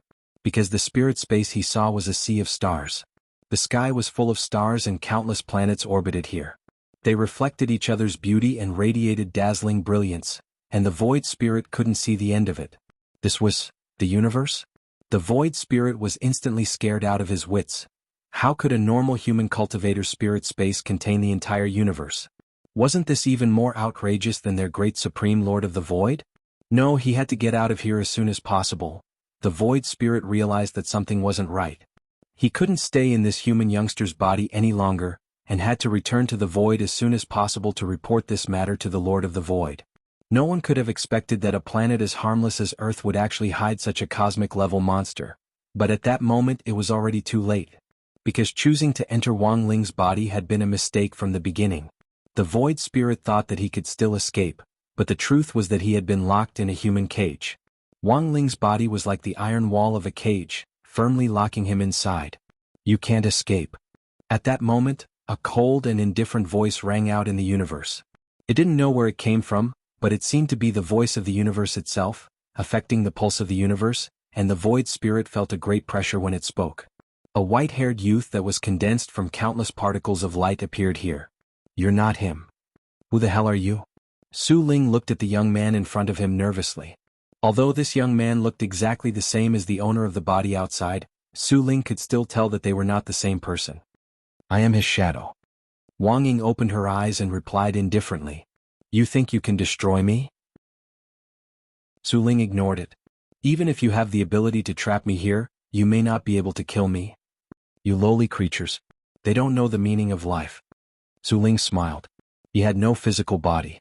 Like light and wind, it was very difficult to capture and even more impossible to kill. Only spells can defeat spells. I'm sorry to tell you that I don't have a physical body either. Wang Ying smiled. The next moment his body quickly disintegrated under Su Ling's nose. In the blink of an eye, the black shadow pressed down, and the dazzling stars were shrouded by the endless shadow. Wang Ying disintegrated his body, forming a large-scale shadow howl that covered the sky and the earth, as if it wanted to swallow the whole universe together. The sight in front of Su Ling's eyes quickly dimmed. In a very short time, he had been swallowed by the endless black shadow. He felt as if he had fallen into a black hole. However, he was not afraid. He just felt that Wang Ying's actions were meaningless. 596-inch so what? Su Ling laughed. The next moment Wang Ying said, Nothing but this way I can kill you.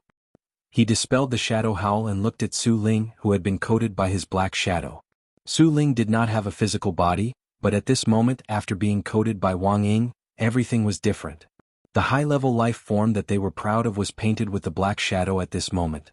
At that moment, Wang Ying could easily see Su Ling's true appearance. They were like silk ribbons that could extend infinitely and float in the air, giving off the feeling of the Dove chocolate commercial back then. It was only then that Su Ling realized that his noble body had been defiled, and he started to get angry. He was like an angry cat, and even the shape of his body undulated like sound waves. What did you do to my body? He roared as he charged at Wang Ying. Wang Ying didn't care about a mere combat strength of 2 hands. Apart from the fact that he didn't have the king's eye, his battle strength was almost the same as Wang Ling's. The Su Ling in front of him could be easily dealt with just 2 slaps, but Wang Ying couldn't really kill him. His purpose in coating him was actually to warn the Su Ling in front of him. As long as you fell into this man's body, it didn't matter what stage you were in your life form, you could still be killed and destroyed. Facing Su Ling's attack, Wang Ying calmly raised his hand, and with 15% of his strength, he accurately slapped the ribbon flying at him. The Su Ling immediately screamed in pain, and at the same time, a black substance sprayed out of his body. Wang Ying deduced that it was probably Su Ling's blood. Su Ling's blood was originally colorless, but after being coated by Wang Ying's shadow, even the blood was dyed black. You're no longer a higher form of life. You already have color and form and you can even be hit by me. Wang Ying looked at the Su Ling. He didn't look like he was looking at a higher form of life. It was the look of someone staring at trash. You should have already felt the fear of death from that slap just now. Even if you were to return to the Su Ling now, your lord would only think of you as an alien, and would mercilessly erase you. These two short sentences made the Su Ling feel even more terrified. He completely believed what Wang Ying said. Given his current ugly appearance, even if he went back, he would definitely be ostracized. I'll give you a chance. Answer my question.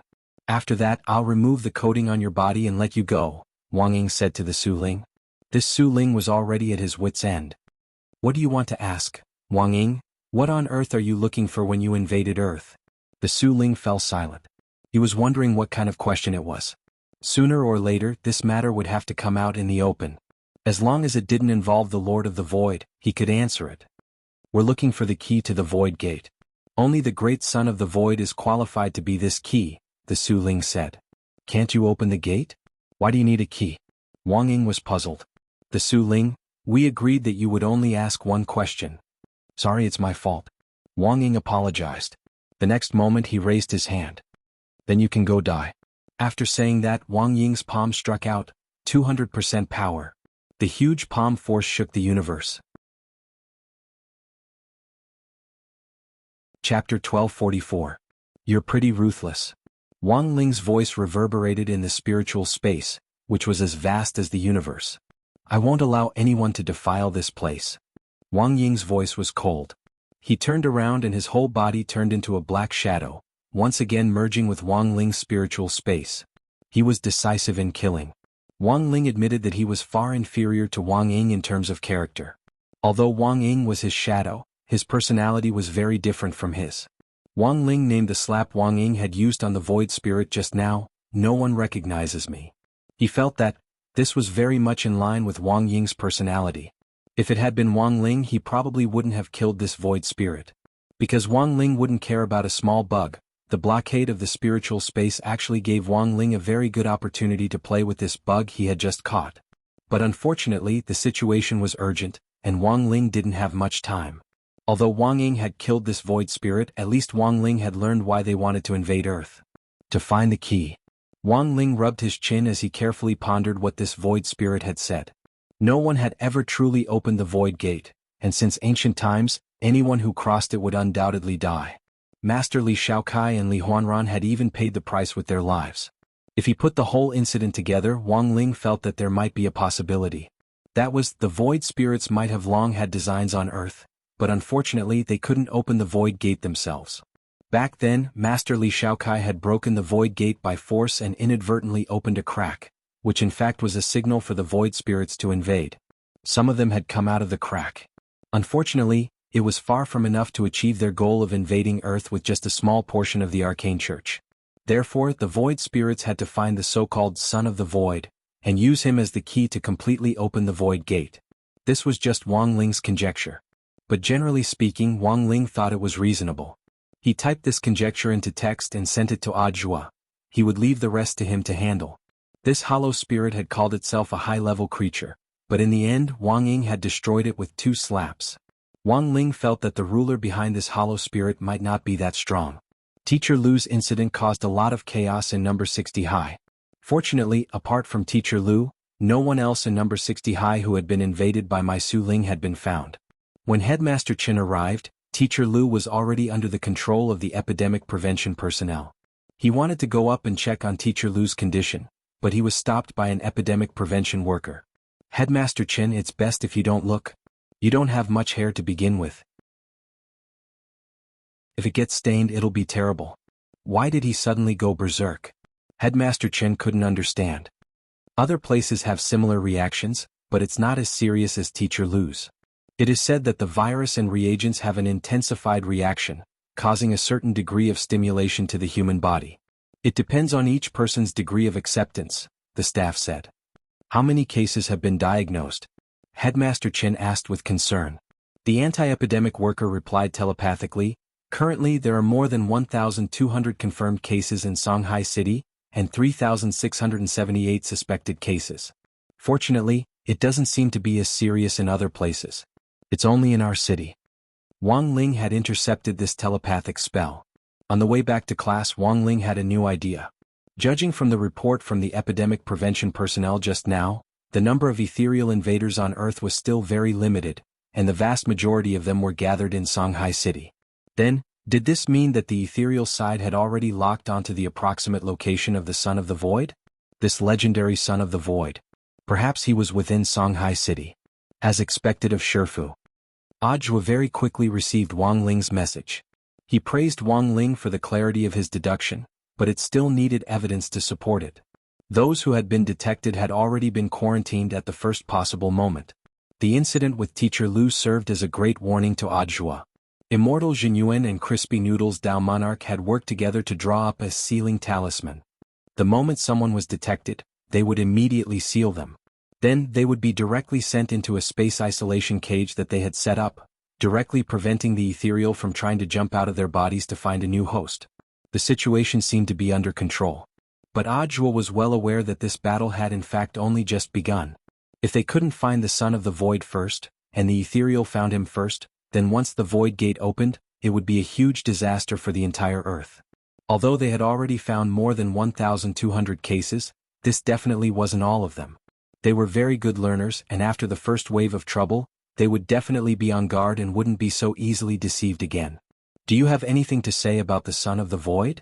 On the car heading towards the frontline epidemic prevention station, Ajua asked Kion. In fact, I wasn't the only investigator who was sent to investigate this matter, but now it looks like I might be the only one who survived. The Foundation must have already found some clues. Unless we can directly find someone from the Foundation, organizing a search for the Son of the Void is like looking for a needle in a haystack, said Kion. As he spoke, he glanced at Ajua's phone out of the corner of his eye several times. He marveled at the intelligence of the person who had texted Ajua, who had caught a ethereal with their bare hands and even asked about the true purpose of the Void invasion. To Kion this was simply inconceivable. Who on earth was this person? He was too strong. It looks like this matter is becoming more and more troublesome. Furthermore, we've already run into trouble. As Ajua drove, he looked in the rearview mirror. Behind their Wuling Hongguang van, there was a black car following them closely. Immortal Jinyuan and Crispy Noodles Dao Monarch were currently on the front line to assist in suppressing the ethereals, so Ajua and Kion were the only ones in the car. The other side is very strong. In the front passenger seat, Kion sensed the situation from a distance. He didn't think they would be able to handle the situation in front of them with just his and Ajua's battle strength. According to Kion's judgment, the person sitting in the black car was undoubtedly the street sweeper. It's them. They're here to avenge Snake. As soon as he said this, Ajua saw a black shadow suddenly jump out of the sunroof in the rearview mirror. The other party's jumping ability was astonishing, and it directly leaped over their van. Then it stuck out its neck and half lay on the windshield, hanging its head upside down as it looked at them. What terrified Kion the most was, this person clearly wasn't Snake. Instead, it gave off the same scent as Snake. Chapter 1245. With deep dark circles and sunken eye sockets, coupled with his dangling red hair, Snake lay on the windshield like a ghost. The next moment, he stretched out his hand and his sharp nails directly pierced through the windshield. The entire side of the reinforced glass shattered in a split second, turning into glass shards that drifted into the air. Then they turned into particles of light and swiftly disappeared. Ajua and Kion reacted quickly. Almost at the same time that Snake launched his attack, the two of them swiftly unbuckled their seat belts, opened the car doors and leapt out on their spirit swords. Who on earth is this person? Ajwa stared at the young man in front of him, his eye-catching fiery red hair falling to his waist. He was bare-chested, revealing his huge muscles and the perfect lines of his muscles. It's Snake, yes, but this body definitely isn't his. Kion frowned. The aura of this resurrected Snake was many times stronger than the one Kion had known. Countless cultivators nearby were alarmed by the scene of a fierce fight on the overpass. Many abandoned their vehicles and flew away on their swords, while some passers-by also chose to call the police. Choosing to evacuate at a time like this was definitely a wise move, but in Ajwa's view, there wasn't much point in calling the police. Snake's aura was already different. Even if the cultivation police sent someone over, they wouldn't be his match. Kion, have you heard of the Void? At that moment, Snake was standing on the roof of a car. He gazed at Kion, enjoying the feeling immensely. Bang! A gunshot rang out in the distance. A sniper rifle bullet formed from powerful spirit power swiftly pierced through the air and was aimed at Snake's head. Someone from the police has arrived? Ajwa was startled. He hadn't expected the nearby area to react so quickly. In the face of the speeding sniper rifle bullet, Snake stood motionless. In fact, his gaze had long since come into contact with the trajectory of the sniper rifle. "Spirit power bullet? Do you think you can hurt me?" Snake sneered. The bullet accurately hit the spot between his eyebrows, and like a clay ox disappearing into the sea, it was swallowed into Snake's body. Devour the void. This was a new ability he had gained after becoming a higher life form. As long as he willed it, everything that wanted to pass through his body, including spells, hidden weapons, and all kinds of flying objects, would be devoured by him and completely disintegrated. Snake could never forget the scene of him being pierced in the head by a needle when he became a human. And now he had become a hollow spirit. These flashy feints were already meaningless to him. He has become an ethereal. Kun quickly realized what was happening. As an investigator, he had secretly made contact with the ethereals, and even though he wasn't 100% sure, he was convinced that Snake was no longer human. What's so good about being human? Kion, you will never understand the thrill of transcending the limits of life. Snake sneered. You know, it really feels good not to be human. Perhaps this is the ultimate evolution of life form. As soon as he said that, Snake rose high into the air and looked down at Ajwa and Kion as if they were two ants. In a very short period of time, it was as if time had come to a standstill, and even the air had stagnated. An astonishing pressure erupted from Snake's body.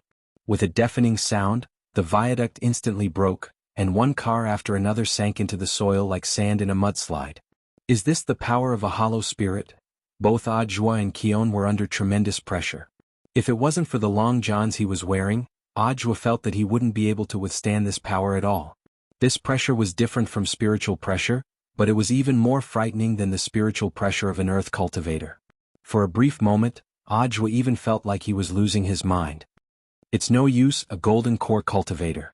A false true immortal. He's no match for me. Snake was full of confidence. He stood high up in the sky, and his arrogant eyes were filled with disdain. It was as if he were playing with two ants. Fortunately, at the critical moment, Ajwa swiftly activated the 33-path primordial chi. This was the technique Wang Ling had bestowed upon him in Chapter 679. Ajwa had been painstakingly cultivating every day, constantly using the 33-path primordial chi to accumulate spirit power, and it finally came in handy at this moment. A technique to accumulate psionic powers? Snake smiled. It wasn't like he hadn't seen this kind of technique before, but it was usually stored up and released at a critical moment to gamble with one's life. After releasing all of it, one's realm would advance by leaps and bounds for a short period of time. But Ajwa was only at the golden core stage and there was a huge gap between them to begin with. So what if he released all of it? Snake looked at Ajwa contemptuously, wanting to see what on earth he was up to. Open the floodgates. With Ajwa's explosive shout, his aura began to surge. The spirit power that he had normally accumulated in his golden core was now gushing out like a tide. Until this moment. Kion frowned as he sensed that something wasn't right. Gem? A heavenly Tao technique? He started to be astonished by Ajwa's 33-path primordial chi. An ordinary technique to store spirit power could only store dreams of one realm at most, which meant that after Ajwa released his power, he could at most grow to the nascent soul stage's battle strength. But the 33-path primordial chi in Ajwa's body could store up to 33 realms of spirit power. That was to say, Ajwa's body contained the spirit power of 33 giant reservoirs. Of course, given Ajwa's daily savings and Wang Ling's occasional pointers, his reservoir of spirit power had long since reached saturation. Ajwa had never found a suitable opportunity to use it. And now the time was completely ripe. You, a golden core cultivator, actually have a heavenly Tao technique? Snake looked at Ajwa in astonishment. When he had still been human, he had also painstakingly pursued heavenly Tao, but he hadn't even touched the hem of its robe. He had once been a cultivator from Earth who had worked hard to cultivate in pursuit of the power of heavenly Tao. Snake laughed self-deprecatingly in his heart. For him, it was no longer important whether or not he had heavenly Tao. He had already become a higher life form. Even if it was heavenly Tao, he didn't care about it at all. Ajwa, you've given me a good chance to prove myself. Snake fixed his gaze on Ajwa with a fierce expression. I will kill you with my own hands and hang your head high above the gate of the void, to prove that I am already above the heavenly Tao. Chapter 1246. Snake and Cohen couldn't be said to be familiar with each other. But as a colleague who had worked together in the same unit, and in addition, Cleon had secretly investigated Snake's information. He felt that Snake had become a completely different person after transforming into a void spirit. Snake had become even more arrogant, and could even be said to have become more conceited. After completely becoming a void spirit, even his personality has changed. This could be considered a new discovery for Cohen, and he believed that there were two types of personality changes. The first was an earth cultivator who had been invaded by a void spirit. After merging with a void spirit, under the premise that their mental space was controlled, even their personality would be taken over by the void spirit. There didn't seem to be any abnormalities in their behavior, but it was still quite different from usual. Number 60 High School's teacher Lou was the best example. The second type was Snake, who was in front of him. He hadn't been invaded by a void spirit, but had accepted it of his own accord, allowing his soul to completely change and become a void spirit himself. Cohen had been investigating the void all this time, and had even made some silent contact with them. But this was indeed his first time exchanging blows with a void spirit. Standing here as a false true immortal, he could already feel immense pressure, let alone odd joie. Mr. Joie, what are our chances of winning? He instinctively wanted to persuade Odd Joie to retreat. Judging from the astonishing pressure that Snake was exerting, even if Odd Joie, who was at the golden core stage, was added to the mix, it didn't seem like they would be able to completely reverse the situation. But at that moment, Odd Joie shouted, "Open the floodgates." Hearing this, Cohen was shaken to the core. Mr. Joie? He turned around in disbelief and stared in astonishment at Odd Joie's live performance. The power of heavenly Tao. At this point, Cohen was completely stupefied. The expression on his face was exactly the same as Snake's when he saw this scene. A golden core stage cultivator actually possessed a heaven's path cultivation technique. This was simply unimaginable. This war sex people were simply abnormal. Was this still a sect made up of people? At that moment, Cohen's emotions were exceptionally complicated. Excitement, astonishment, doubt, all kinds of emotions were intertwined. He had long since known that Odd Joie wasn't a simple person. But now, his impression of Odd Joie in his heart needed a major update. A tremendous amount of spirit power gushed out of the tiny golden core in Odd Joie's body like a landslide, a tsunami, or a flood breaching a dam. In a short period of time, Odd Joie's aura skyrocketed. Of the 33 giant reservoirs of spirit power, Odd Joie had only unsealed 6 of them, but he had already achieved astonishing results. The reservoir was good, but it couldn't be completely released at once. At the moment, Odd Joie was already at his limit for releasing 6 people in a single round. He needed to wait for his body to adapt before he could proceed with the next round of unsealing. Unlocking the seals of the 6 reservoirs would increase his cultivation level to the false true immortal stage. His current battle prowess wasn't any weaker than Calhoun's. However, it would be a little difficult for the two of them to defeat Snake together. Miss Bai Chao. If I die, no one will test the game for you in the future. At that moment, Odd Joie roared into the air, "If we don't act now, when will we?" As soon as he finished speaking, on the horizon, a beam of brown light lit up and shot straight into the sky. He then swiftly turned into a shooting star and sped towards Odd Joie. The scabbard of the peachwood sword. To better protect Odd Joie, Wang Ling had added Odd Joie's name to the scabbard. But Odd Joie hadn't dared order it around. If it wasn't for the critical situation at the moment, he absolutely wouldn't have dared disturb this female otaku playing games in the sect. It had to be said that Bai Chao reacted very quickly. After hearing Odd Joie summon, she almost immediately pressed the pause button on the game and flew into Odd Joie's palm at a speed faster than the speed of light. The scabbard of the peachwood sword? Snake laughed again. He had never seen anyone whose weapon of choice was actually a scabbard, and one made of peachwood at that. He felt that he could turn a scabbard like this into flying ash with a single breath. Snake had thought that Odd Joie would take out something amazing. But he was greatly disappointed in the end. Odd Joie, it seems your performance is over. It's my turn now. In the air, Snake spread his arms, and Odd Joie could see an invisible mass of energy seemingly gathering in his palms. This was a super dense mass of energy. The moment Snake condensed it, the energy was extremely dense. The space nearby couldn't bear the pressure and started to tear apart. This was a variation of the void devouring skill. Anyone who came into contact with this mass of energy would instantly disappear, devoured by the void. So in Snake's view, no matter what Odd Joie took out, it would be of no use. What was more, what he had just summoned was a scabbard that looked absolutely useless. Ajwa, crawl for me. Snake laughed out loud. The next moment he pushed out with both hands and actually took the initiative to stuff the void energy mass into the space fissure. Before Ajwa could react, in the blink of an eye, two energy masses surrounded him from both sides, trapping him in the middle. This was Snake's ability to use the energy mass's ability to devour space to achieve this instantaneous effect. Oh no! On the side, Khun's expression changed dramatically. No matter how fast Ajwa reacted, there was no way he could stop this kind of encirclement. In a moment of desperation, Khun sent out a wave of spirit power from his hand. He wanted to send Ajwa flying, in order to break free from the encirclement of the energy masses. But Snake's target wasn't just Ajwa. Khun, crawl for me too. He sneered and used the same trick.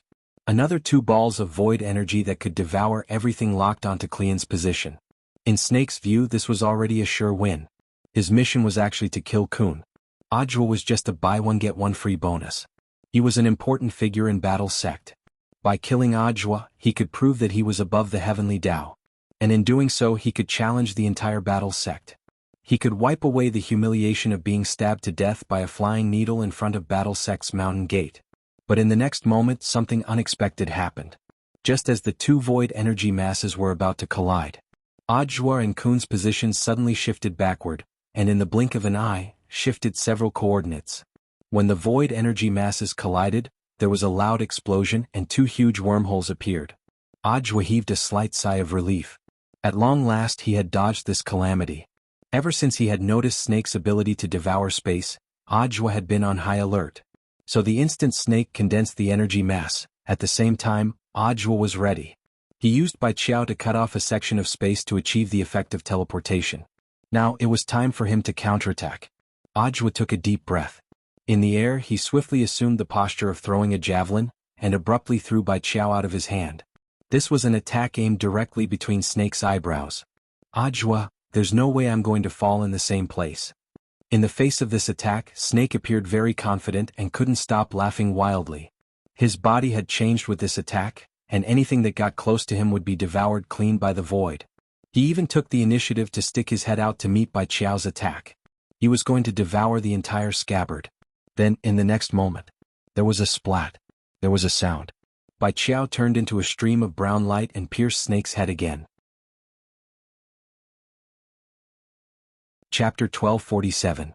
It was a familiar scene and the same way he died. Snake's eyes widened in disbelief at what was happening in front of him. Impossible. I am a great citizen of the void. Before he died, Snake used the last of his strength to say his last words. Then, there was a huge explosion in the sky. The nearby space was destroyed along with it, forming a massive wormhole. This was an explosion that occurred after a hollow died, and it was extremely powerful. Any cultivator from Earth below the level of true immortal would undoubtedly die in the aftermath. Looking at this, Ajwa and Qion trembled. This was yet another discovery about the hollow. Without a physical body, a pure hollow wouldn't explode after death. But if an Earth cultivator who had been invaded by a hollow died along with it, it would cause an explosion similar to a backlash from the void. So if they wanted to kill a hollow, the safest way was to force the hollow out of the human body, and then think of a way to kill it. Ajwa felt that it was necessary to report this to the front line. If the Arcane Church decided to give up, the cultivators on Earth who had already been invaded would be natural time bombs. Mr. Qion, do you have any impression of the person Snake is occupying? Ajwa took out the notebook in his suit jacket.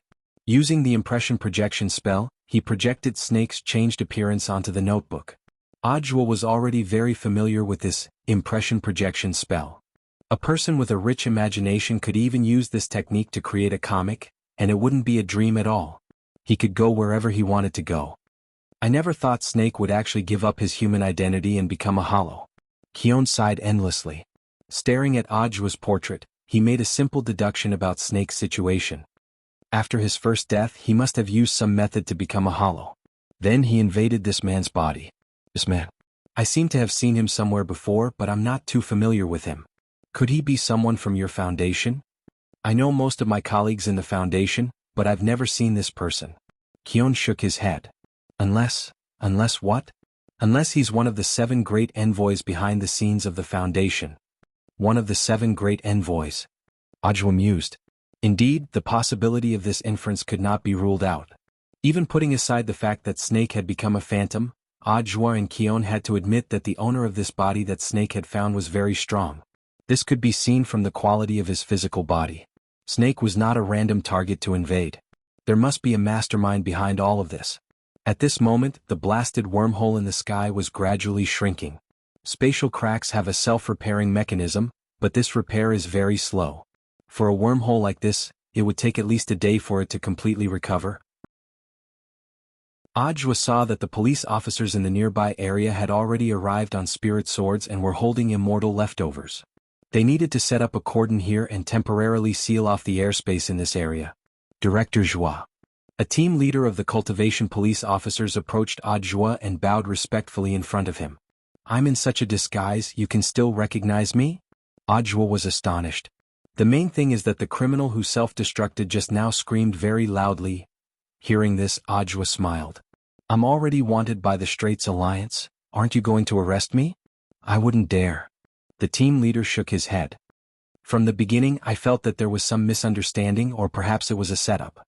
Director Joie has made outstanding contributions, how could he have killed Warden Liang?" Ajwa secretly breathed a sigh of relief at this team leader's words. He felt very lucky to have run into a reasonable person.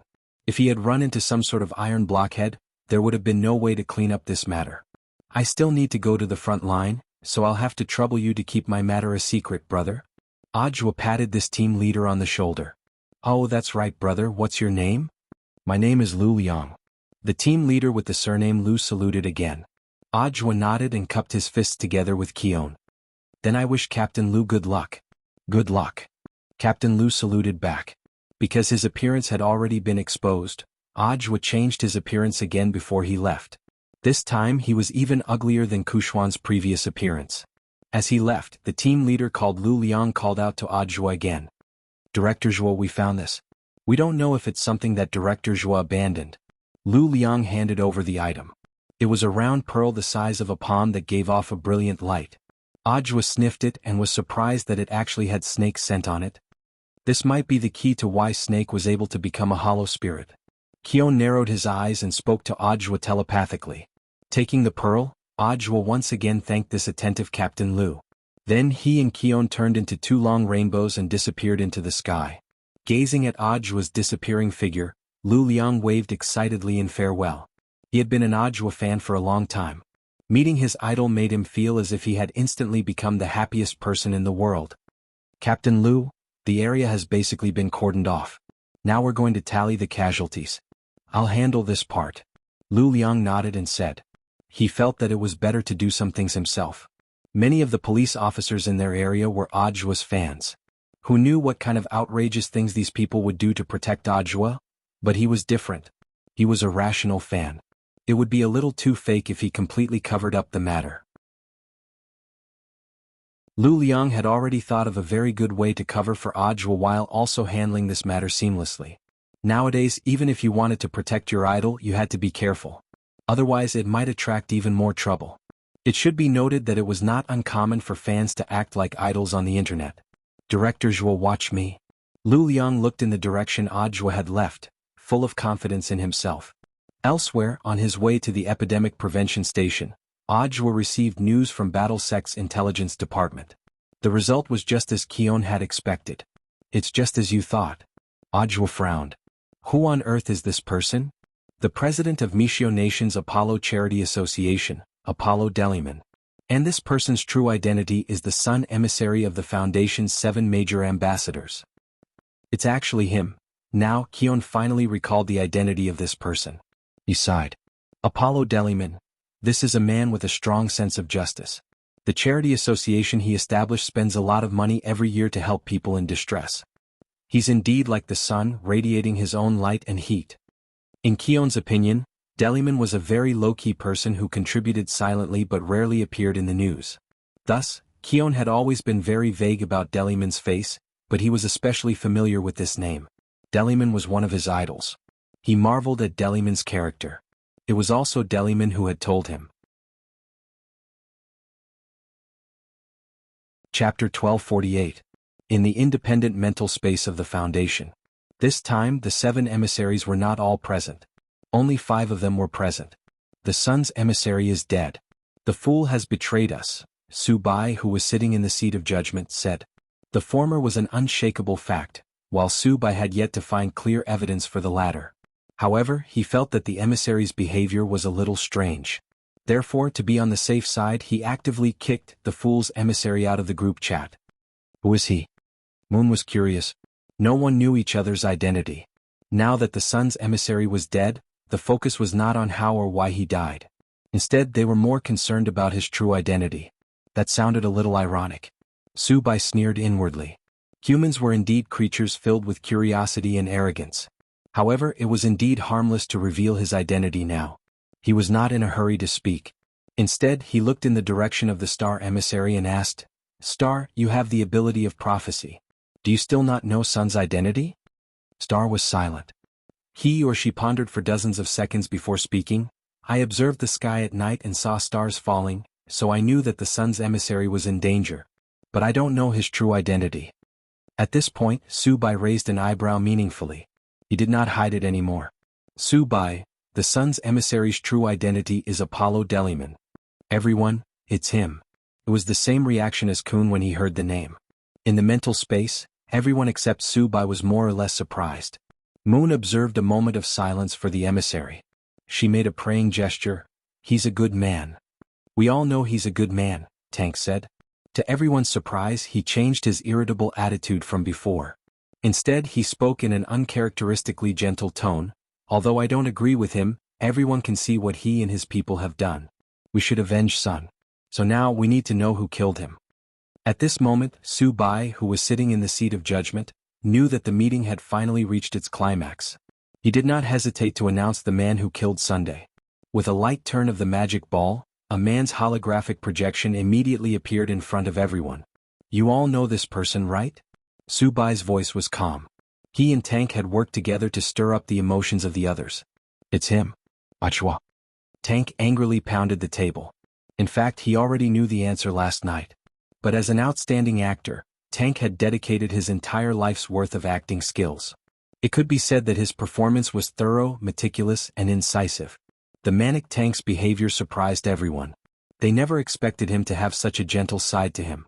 Deliman has always been passionate about charity. He devoted his life's efforts to helping those suffering. Tank's voice sounded a little choked up. This was a technique that he had spent the whole night honing. Anyway, in this spiritual space, everyone was a mass of black shadows, and their expressions could not be seen clearly. Therefore, he only needed to concentrate on the shaping of his voice. When Su Bai heard War Chariot sobbing, he sighed inwardly. He felt that Tank had the potential to become the champion of his voice in the arena. Everyone, we must do something for the sun. We can't let the corpse of this great philanthropist be left out in the cold forever in a foreign country. Tank stood up excitedly. Kilajwa. Avenge the sun. The moon emissary had always been very gentle, but she was easily swayed by her emotions. As a nun sent to the mortal world by God, she probably shouldn't have such a strong desire for revenge. But now, guided by Tank's emotions, she also felt pity for the dead Deliman. So very quickly, the moon emissary also expressed her opinion. This devil must be punished. God will definitely give him the punishment he deserves. Her words were very subtle, but the truth was that she was already on Tank's side. The general trend was set. This meeting was a war of condemnation for Deliman, the sun emissary. The perfect teamwork between Su Bai and Tank evoked the emotions of almost everyone present. This was also the first time that everyone had spoken in unison. Then, as everyone has voted, this foundation meeting has voted to crusade against Ajwa. Unanimous. Su Bai, who had the overall situation under his control, dropped his gavel from his seat. Everything was going according to his plan, including Snake's plan to invade the body of the sun emissary after becoming a phantom. Including Snake's plan to seek revenge on Ajwa and Kiorn after fusing perfectly with the body. Of course, there was also Snake's death in battle and Ajwa picking up the void magic ball. All of this was within Su Bai's expectations. Now there's only one step left before we start preparing for war. In the ancient castle, Su Bai tasted the red medicine soup. He wanted to borrow the hands of the other people in the foundation to kill Ajwa. After obtaining the void magic ball, Ajwa would become a phantom. At the Epidemic Prevention Center station in the western suburbs of Songhai City. Like an eggshell, An enormous barrier perfectly formed an impenetrable defense line. There was only one entrance and exit to the barrier, and everyone who went in and out had to be tested. Inside the barrier was a temporary isolation hospital created using the star-shifting spell and the construction spell. It could accommodate tens of thousands of people. All the wards were independent spaces that Crispy Noodles Dao Monarch and Immortal Jinyuan had worked together to open up. As soon as Ajua and Kiorn entered the command center after being tested, Silian Jinren, who had been waiting outside the building for a long time, quickly approached them. "This is bad." Silian Jinren's expression was a little unsightly. "Tell me what happened." Ajua took Silian Jinren to a secret place. "I just received news that Senior Immortal has been detained by the main alliance," Silian Jinren said. Ajua frowned slightly at this news. Currently, Battle Sect was on the same side as Huagua Water Curtain Group, and was completely on the head of state's side. So it was certain that the people who had detained grenade-throwing Senior Immortal were the second force in the main alliance. Senior Immortal won't fall for it so easily. Maybe he's thinking of a way to lure out the mastermind behind this second force. Ajua's thoughts raced as he felt that there was something fishy behind this. Senior Immortal is right, there's no need to worry for the time being. I have something that I need Senior Immortal Toya to appraise. Saying this, Ajua took out the magic ball that Captain Lu Liang had picked up earlier. What's this? Silian Jinren was curious. An equipment dropped after killing a phantom. Chapter 1249. In the name of testing for the bald head virus, they were in fact investigating the void creatures lurking among earth cultivators in Huaxiao Nation. Under Ajua and Sunny Yuan's arrangements, the operation was carried out in an orderly manner. The first front line of epidemic prevention was set up all over the country, and Songhai City currently had the highest concentration of void spirits. Wang Ling saw that the number of confirmed cases was still rising. In the afternoon there had clearly been just over 1,200 cases, but in the evening, there was already an extra 0. On the internet, people were panicking over the new bald head virus. Wang Ling glanced at the class group and saw that Super Chin, Hero Gua and a few others were openly discussing this matter. There weren't any teachers in this group, and it was a group set up by the students in class. "I heard that we'll be attending classes at school tomorrow. I wonder if it's true." "Don't be happy too early. Classes are suspended, but school isn't suspended. Old Pan will definitely give us a lot of homework. AI, it's better if teacher stays at home now. Masks are already out of stock, you can't even buy them. There are also some people who are secretly raising the price. Shameless. It's fine if it's 1 or 2 yuan more expensive, but it's too outrageous." There were bound to be complaints. After all, the emergence of the bald virus had disrupted everyone's normal rhythm of life. It was indeed very comfortable for Wang Ling to stay at home. But this wasn't the peaceful life he wanted. So Wang Ling had already intervened. He hoped that this matter would pass as soon as possible. Based on the population of Songhai City, Book of Sage Immortal conservatively estimated that there were already no less than 100,000 void spirits lurking in Songhai City. The reason why these void spirits hiding in the dark had yet to riot was very simple. They were looking for a son of the void. Wang Ling didn't know what conditions one had to meet to become a son of the void. But right now, this was the source of all the void spirits' stability. As long as a son of the void wasn't discovered, these void creatures wouldn't cause too much of a ruckus. Can you calculate a son of the void? Wang Ling gazed at the tablet on the table. So far they had collected the data of 2 void creatures. One was the one Wang Ying had killed in Wang Ling's mental space. The other was the one Ajua and Bai Qiao had killed together. Bai Qiao had already shared that memory with Jinka, so that Wang Ling could use Book of Sage Immortal to perform the data calculations. However, it was clear that the data of the 2 void creatures was still a bit too much for Book of Sage Immortal. "My lord, I can only try my best. This is my first time learning about the creatures at the gate of the void, so I don't know much." "Okay." Wang Ling wanted to laugh in his heart. To be honest, he rarely saw Book of Sage Immortal being defeated. Among all the spiritual monsters that he had enlightened, only this iPad felt that it was intelligent. It often thought itself to be smart and even made decisions for him on its own. Thus, Wang Ling had long planned to send Book of Sage Immortal away. If it hadn't been for the invasion of the void this time, he would probably have sent it away by express delivery long ago. This time, the Book of Sage Immortal took a longer time to search. During this period he also did a lot of other things. He did a set of 3-5 exercises. After he finished looking at the person he was chasing, He cast his monthly recommendation vote. He used the small amount of pocket money that Father Wang had embezzled to donate to a trustworthy charity. My lord, I've basically finished searching. Judging from the results of the search, the sons of the void that the hollow spirits are looking for are actually preparing for an invasion. There should be 2 real sons of the void. Both of them are the key to opening the gate of the void, and neither is missing, Book of Sage Immortal replied. What's the purpose of the invasion? Wang Ling asked telepathically. These hollow spirits thought they were superior to others, but wanted to invade Earth. To Wang Ling this was unthinkable. There's a 37% chance that they want to occupy Earth. There's a 31% chance that they intend to transform Earth into a void farm to breed void creatures in batches for the hollow spirits to devour. There's a 23% chance that they want to use Earth as bait to disguise themselves as humans to lure other advanced creatures to attack Earth. They will then devour those advanced creatures in order to pursue a higher form of life. Judging from the memories of the 2 dead hollow spirits, the void creatures behind the gate believe that their current form isn't perfect, and that they can go one step further and evolve. There's a 9% chance that they want to attract the attention of the heavenly Tao. There's a less than 0.1% chance that they want to kill a certain short and mischievous author. Wang Ling, Book of Sage Immortal.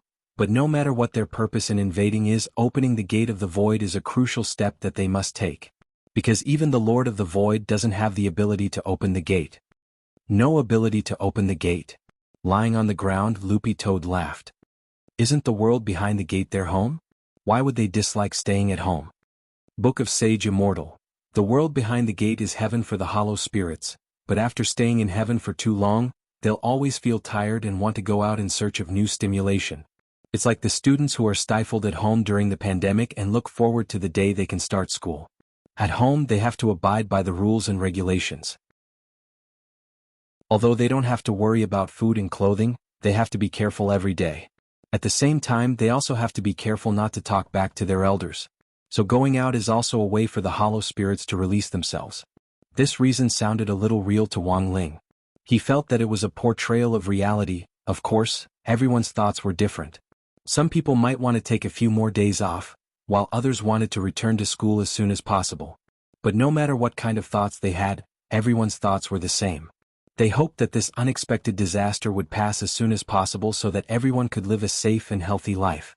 Book of Sage Immortal. In summary, according to the information we've obtained so far, currently, there are 6 people who are most suitable to be chosen by the Arcane Church as children of the void. The probability of these people being chosen is 50-50. I still need more samples from the Arcane Church to verify this. Then Book of Sage Immortal reported the following 4 names. Some of them were people he had heard of before. Gao Tianming, the captain of number 1 Devil Subduing High School when our Lord participated in the 9 Dragon Mountain National Body Technique Competition. Jiang Xiaoche, Huagua Water Curtain Group's Sunny Yuan's personal secretary. Xiang Haitao, general manager of Songhai City's Xiang Family Waste Recycling Technology Company Limited, Xiang Haihua's eldest son, and has a long-term partnership with Sunny Yuan. Yi Jiang, a freshman from the Divine Sword Academy, and also the team leader of the 9 Dragon Mountain Tournament. Sword Saint Yi Jianchuan's adopted son. They're all men? Loopy Toad noticed a key point. Book of Sage Immortal. Based on the information I've compiled so far, there's a high probability that both children of the void are men. But if we add in the probability of women, there's one person who is indeed more suspicious. Who is it? Wang Ling asked telepathically. Book of Sage Immortal. Huagua Water Curtain Group's Sunny Yuan's eldest granddaughter, Lotus Sunday.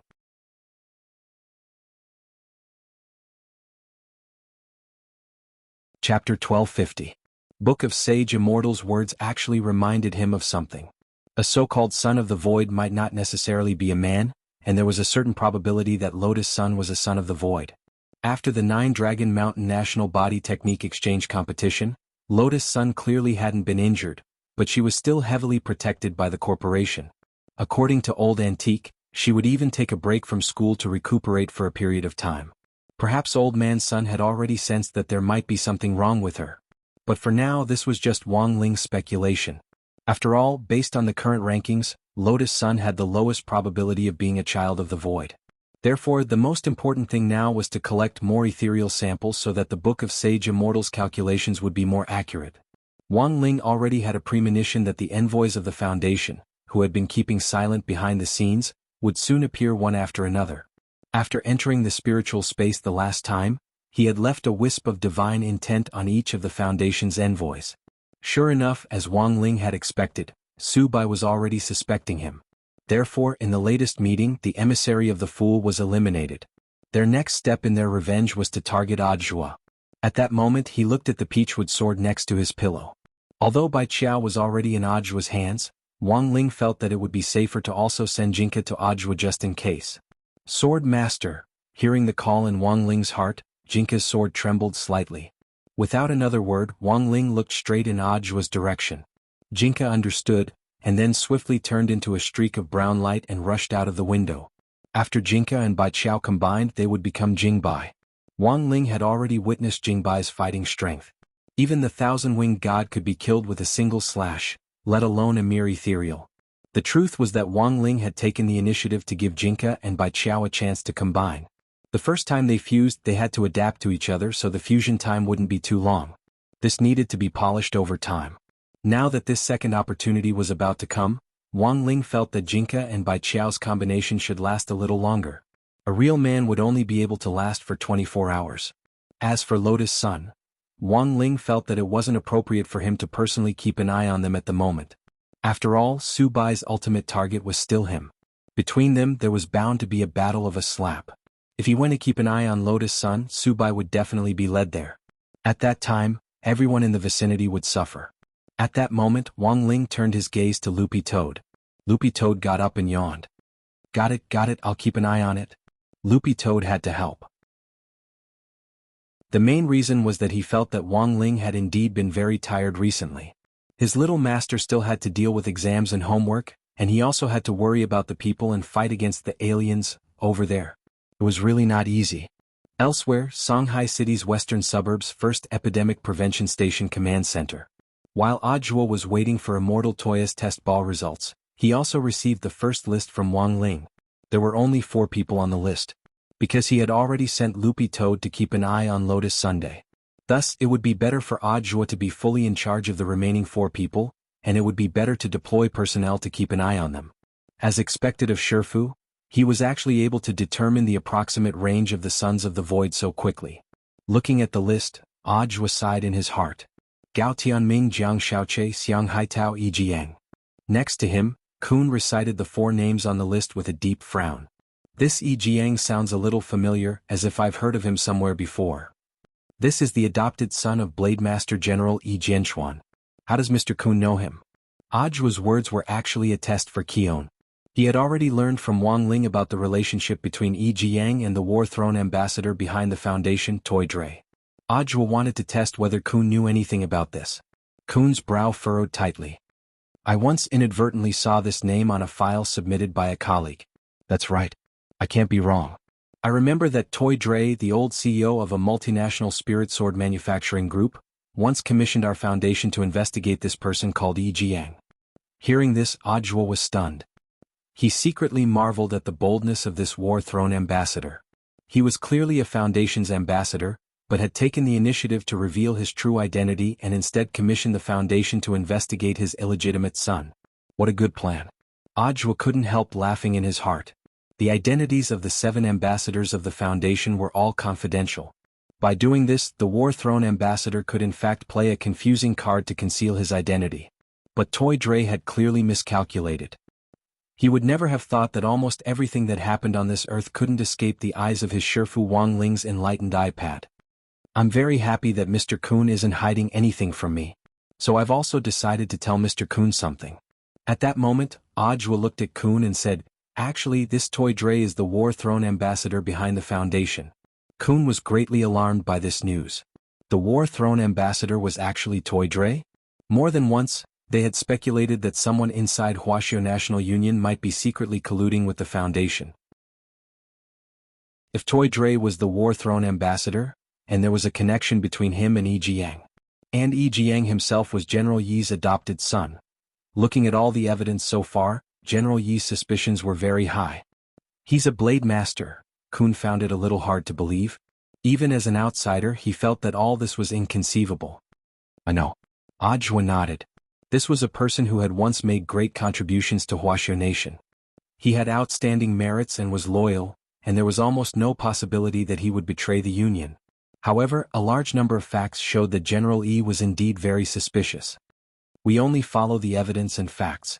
At that moment, Audrey sighed emotionally. I'm also a fan of His Excellency Blade Master. I don't believe he would do something like that. But Mr. Kun, have you ever thought that there might be another possibility? When Audrey said this, Kun was suddenly enlightened, and his blue eyes widened in astonishment. You mean? I suspect that Blade Master might have already been invaded by the void. Audrey frowned deeply. This was the only reasonable explanation he could think of at the moment. But if that was the case, the situation would become very troublesome, given General Yi's own battle strength, coupled with the power of the hollow spirit in his body. He might be even more astonishing than snakes. The key was the way they had handled General Yi. Given Blade Master's realm, the hollow spirit that had invaded his body wouldn't be as easily shaken as it had been with Teacher Liu from number 60 high school. Given that he wasn't completely confident that he could force the hollow spirit out of his body, Audrey could only think of one way, and that was, kill Blade Master. Chapter 1251. Killing the Sword Saint was a decision made out of desperation, but whether or not he had the courage to carry it out was another matter. This was a matter of great importance, and Audrey didn't dare act rashly. Furthermore, Senior Immortal from the Union had been detained, so the second wave of power in the Union was represented by Blade Master. Given Senior Immortal's strength, it was impossible for him not to have sensed General Yi's abnormality. It was likely that they were still in the middle of negotiating. At this point, the situation gradually became clear, and Audrey now began to understand why the head of state had chosen Huagua Water Curtain Group. The fact that one of the 10 generals had been invaded by the void was a serious matter of utmost secrecy. If the head of state had chosen to act directly, it might have exposed this matter even more quickly or even blown up. Once it got out, some unscrupulous media in the border country would exaggerate, add fuel to the fire, and create a story out of nothing which would definitely cause a certain degree of panic. Thus, this matter could only be handled coldly by a third party. It was just that the head of state had overlooked one thing, and that was battle sex variable.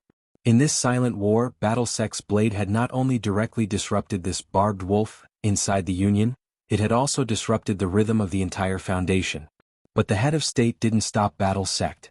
The fact that battle sect could form an alliance with Huagua Water Curtain Group so quickly meant that it had probably received the head of state's instructions behind the scenes. This was good news. It proved that the head of state still had a positive attitude toward battle sect's current joint operation with Huagua Water Curtain Group. Mr. Zhuo, what should we do next? Seeing Audrey frowning in thought, even if he didn't say it now, Qion could imagine the tangled web of relationships behind it. Stay here and wait for the results, Mr. Qion. Once the Magic Ball's investigation report comes out, find a way to let me know, Audrey said as he looked at Qion. Then where are you going, Mr. Zhuo? My Shifu deduced that the Foundation will definitely come looking for me for revenge. I have to get out of here quickly. Because of Snake. I'm afraid so. Audrey nodded. Judging from the information provided by Wang Ling's Shifu, the Foundation's envoys were on their way. Tonight at the earliest, tomorrow morning at the latest, the experts dispatched by the Foundation would all arrive. After saying goodbye to Snake, Audrey returned to the place where his dream had begun. Songhai number 60 High School. Tomorrow, all the schools in Songhai City would be closed for 3 days, and all the teaching staff would be evacuated. Now that the school was empty, it was the perfect place to fight. At that moment, Audrey held Jinka in his left hand and Bai Qiao in his right. He sensed the immense spirit power emanating from the sword, which was like a tsunami of stars. After carefully sensing it, Audrey actually saw the endless dazzling Milky Way ribbons.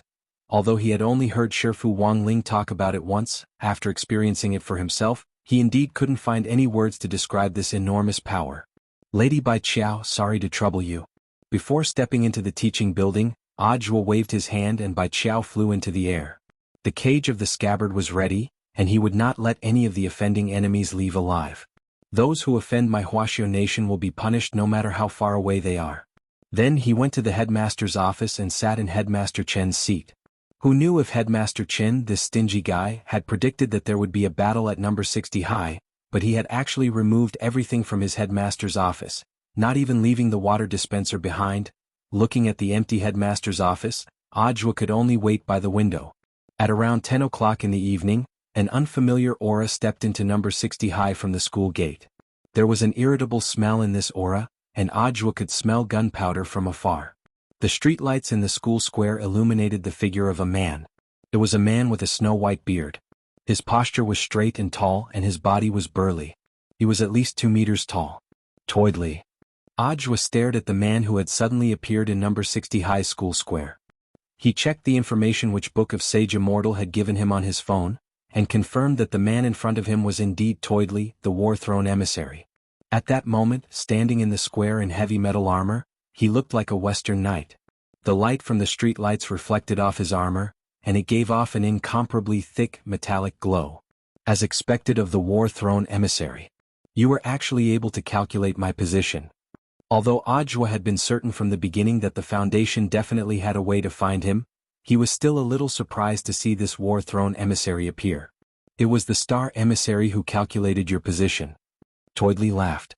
By killing the Sun Emissary, you have offended the entire Foundation. Do you think you can get away with it? In fact, your actions are also a declaration of war against the League of Nations. Apollo was a good man and indeed didn't deserve such a fate. Ajwa stared at Toidley and sighed. It looks like you don't know what on earth happened to Apollo. Toidley shook his head, and had no intention of listening to Ajwa's explanation. I've long heard of your reputation, but it turns out that you're not far from what I imagined. Not only is your realm low, you're only at the Golden Core stage and you have a glib tongue that makes people laugh. I realized that the people of your Foundation speak Mandarin very well. Ajwa chuckled. All the cultivators of the League of Nations are proficient in the 8 languages, Toidley said confidently. I used to have a lover who was a citizen of your Wuxia nation. You should know Mr. Toidley. The lady you're intimate with gave birth to a son for you. Ajwa stared at Toidley. He didn't intend to beat around the bush and directly laid his cards on the table. You even investigated this foreign illegitimate child? What does that have to do with you? Toidley snorted. I'm warning you, Ajwa. This has nothing to do with me. I've done everything to ensure your safety. It's that scheming woman who wanted to cling to me. That's why this accident happened. That's right. It must have been that woman who poked a hole in my little umbrella. She was the one who seduced me. Ajwa's face gradually turned gloomy at these words. Do you know, Mr. Chariot? What I hate the most in life is people like you who shirk responsibility and don't take responsibility. Ajwa raised Jinka and pointed the tip of the sword at Toidley. You are indeed my senior in cultivation. But whether or not a person can shoulder the responsibility has nothing to do with age. Do you think you can kill me with a wooden sword? Toidley sneered. Wrong, I'm not going to kill you. Ajwa shook his head. I'm going to completely destroy you, soul and body. Chapter 1252. Even if Toidley said he looked down on Ajwa, but in reality from his furrowed brows, it could be seen that he did not take this battle lightly. Apollo Liedman, the Sun Messenger, had died at Ajwa's hands. Tank couldn't help pondering how Ajwa had defeated the Sun Emissary when there was also a huge disparity in their realms. As a swordsman, Tank unsheathed his silver greatsword from his waist. The full name of his sword was Silver God of War, or Silver God. Tank's expression was unperturbed. After his experience fighting the Hollow Spirits, he could now tell whether a person had been infected by the Hollow Spirits from their aura. Of course, this method might not be completely accurate. However, the War Chariot's aura was stable, and its breath was filled with dense spiritual energy. There was a clear difference between him and the inhuman snake. Thus, the chances of the War Chariot being infiltrated by the Hollow were very low, but Ajwa still felt a little uneasy. He stared at the great sword in Tank's hand that emanated thick silver radiance and frowned slightly, instinctively sensing that something was not right. Your sword? Ajwa felt that there was something wrong with this silver greatsword, but he couldn't put his finger on it. Anyone can talk big. Today you will die for sure. The Star Emissary calculated that I have a 95% chance of winning this battle. At this moment, Tank was wielding the silver greatsword. He raised it high and slashed in the direction of the academic building. The 10-meter-tall silver sword chi slashed out, creating an earth-shattering sound. The ground was split in two. The entire school building was cut in half in an instant, and then it collapsed, the rubble and debris splattering everywhere. With just one slash of Tank's sword, one of number 60 high school buildings was razed to the ground and reduced to rubble. Standing in the ruins, Ojwa looked around. Only then did he realize that it wasn't just the principal's office. All the desks and chairs in the classroom, as well as the equipment used in teaching, had been cleared and taken away. It seemed like Headmaster Chen had long predicted that there would be a battle today. Thus, he thought that he could take advantage of this battle to give number 60 high a free demolition. At that moment, Ojwa marveled in his heart at Headmaster Chen's calculations. It was really scary to have such an economical man as the principal. But the truth was that he and Headmaster Chen had a tacit understanding. This was also the reason why he had chosen number 60 high school. Number 60 high's renovation was imminent. If the old didn't go, the new wouldn't come. Hiring someone to demolish the house would cost extra money, so it was better to do it this way. After that strike, Tank stared at Ojwa, who was standing in the rubble.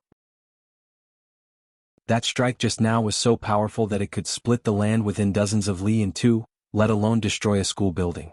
But what surprised Tank was that his blade aura was blocked by a barrier when it reached the back of the teaching block. Then, his powerful sword chi melted into the barrier like a clay ox disappearing into the sea. What was that thing? The war chariot emissary felt a little apprehensive.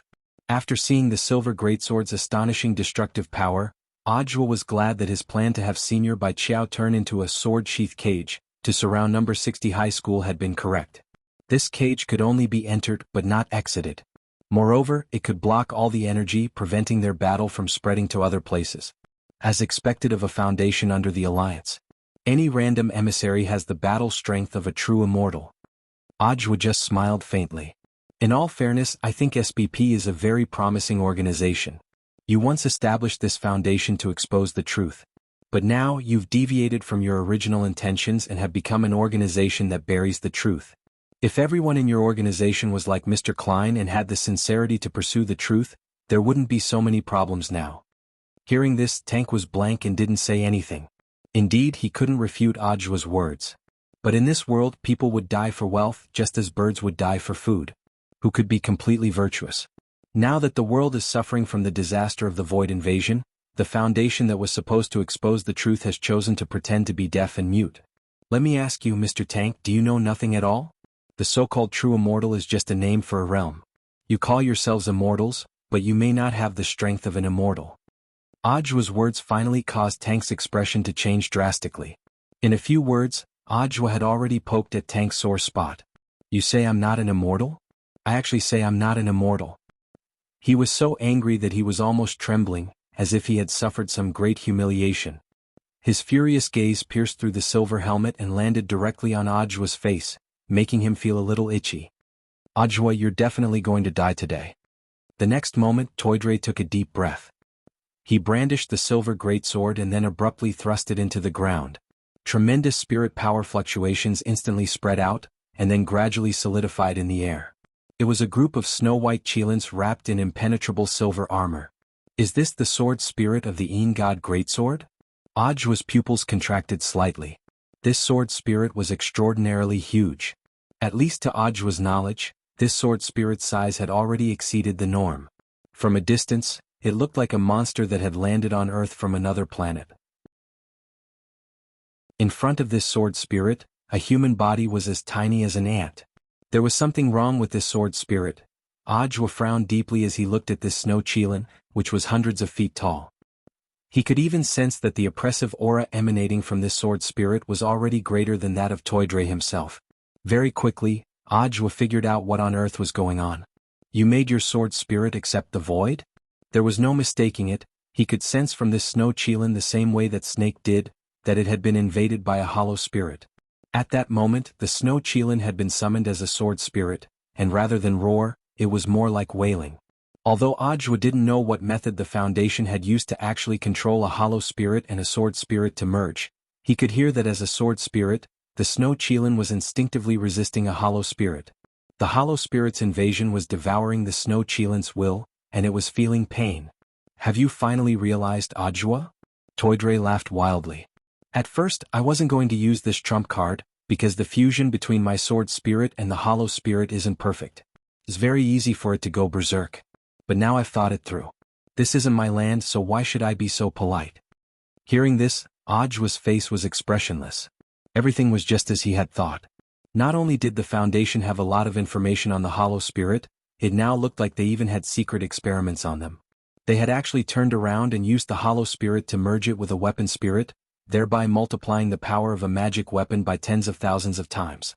Feeling the sword spirit monster which he had created with his own hands, Toydre stared at Ajwa and smiled sinisterly. To tell you the truth, when I saw my sword spirit grow because of the Hollow Spirit's power, even I was a little tempted. Do you know why I investigated Yi Jiang? He's my flesh and blood, and I wanted to see how strong the bastard born of that bitch could become after being invaded by a Hollow Spirit. Hearing this, Ajwa spat on the spot. The scum. Chapter 1253. On a high-rise building dozens of meters away from number 60 High's battlefield. A beautiful and dignified nun with a veil gazed at the battle in front of her. She had been brought here 3 minutes after Tank had arrived. She had wanted to directly go in and declare war on Ajwa. But the battle between Tank and Ajwa had already begun. Thus, Moon decided to stay on the side and watch and collect information on Ajwa in passing. At that moment, a young man's voice rang out from behind Moon. Mother Teresa, you really are the Moon emissary. Mother Teresa wanted to turn around, but the voice stopped her. Don't turn around, I don't want anyone to know what I look like, said the young man. Judging from this sexy and magnetic voice, this was probably a good-looking young man. Teresa obeyed and didn't turn her head. She smiled slightly. Let me guess your star. Only you can calculate who I am. Smart woman, said the voice behind her. At that moment, the star emissary was hiding in the shadows. He was the third person to arrive. After calculating Moon's position, he had come here of his own accord to watch the battle with Moon. Moon, Tank said that you gave him a 95% chance of winning? Star, that's right. Moon shook his head. But I don't think his battle will be easy. He's even using his trump card now. It's a semi-void magic artifact formed by fusing a hollow spirit and a sword spirit. This is something the Foundation is still experimenting with. Someone has to put it into practice. I still don't think it'll be a problem. At that moment, Star's expression was still calm. How about this? I'll calculate his chances of winning again. How long will it take? Very soon, 2 minutes will be enough. Abandoning his wife and son, experimenting with a sword spirit whom he had given birth to and had absolute trust in him, and not even sparing his own son. By the time Tank said his lines, Ajwa was already furious. He was trying hard to suppress his anger. He couldn't let his emotions affect the battle at hand. For scum like Tank, killing him with one sword strike would be letting him off too easily. Moreover, Ajwa was still thinking about how to save Silver God. Although the Snow Kirin had obtained unparalleled power due to the invasion of the Void creatures, it was also suffering a great deal of pain. Right now, the Snow Chilin was like a balloon that was already at its limit. It could explode at any time. But to Tank, the Silver God Greatsword was perhaps as meaningful as the women he had played with. Even if it was broken, it was just a matter of replacing it. Open the gate. At that moment, Ajwa exhaled slightly. In the morning, he had already used the spiritual energy of 6 reservoirs to increase his level. And now he was playing the same trick again. Raising his cultivation level was also to increase the strength of his physical body. This was to ensure that his physical body would not be affected by the huge impact and collapse in the next attack. It's actually the Heaven's Path divine art. An excited smile appeared on War Chariot's face. Ajwa didn't disappoint. And he now knew why Sun had died at Ajwa's hands. However, this kind of increase in realm was only temporary. The biggest taboo was to fight a protracted war. So when War Chariot saw Ajwa use 33 Path Primordial Chi, he had already made up his mind. That was to attack first, and if things went south he would choose a delaying tactic. Once Ajwa's temporary increase wore off, he would counterattack. Unfortunately, this was a wishful thinking. Ajwa had no intention of leaving anything for War Chariot. At that moment, Ajwa spread out his right hand, and the peachwood sword in it lit up with brown spirit light. Little by little, it attached itself to his entire body. When Jinka's sword chi enveloped Ajwa's entire body, the outer layer made of sword chi was like the iron scales of battle armor, which appeared piece by piece on Ajwa's suit jacket. This sword, looking at this scene, War Chariot couldn't help sweating. The peachwood sword that he had previously looked down upon actually brought him a huge sense of oppression at this time. Involuntarily, War Chariot felt the armor on his body actually start to become heavier. It wasn't because the armor had become heavier, but because the pressure on his mind had increased. This was very much like a natural spirit beast stress response when it encountered its natural enemy. The spirit will become tense in an instant. Then his breathing would become heavy. Sweat would start to ooze from his body. Even incontinence. Ajwa, holding this mind-shaking peachwood sword, walked toward War Chariot step by step like a zenith heaven golden immortal descending from the sky. When he came back to his senses, Ajwa was already less than 3 meters in front of War Chariot. Because of his spiritual fear, War Chariot was astonished to find that his mind had actually gone blank for a period of time, and he had blacked out. That was impossible. How could he, the Grand War Chariot, die here? The star emissary had clearly divined for him. His chances of winning were as high as 95%. Silver God. Ram them to death. In his panic, War Chariot started to order the snow Qilin behind him. But what shocked War Chariot was, the snow Qilin merely roared once and didn't follow his instructions. Ajwa didn't need to think to know how much the snow Qilin was struggling in its heart at that moment. Its main body's will was clearly still engaged in a fierce struggle with the hollow spirits. In addition, the snow Qilin had already sensed that the enemy it was facing was the Lord of the Sword Spirits. How could it, a mere sword spirit, attack the great Lord of the Sword Spirits? The snow Qilin's strong desire to live caused its mental state to collapse even further, and it started to struggle with the hollow spirits that had invaded its body for the will of the spiritual space. After an earth-shattering roar, the snow Qilin raised its front hooves. But it wasn't aiming at Ajwa. Its front hooves slammed down hard on the top of War Chariot's head. Damn it, I'm your master. Aren't you afraid of the backlash from the contract?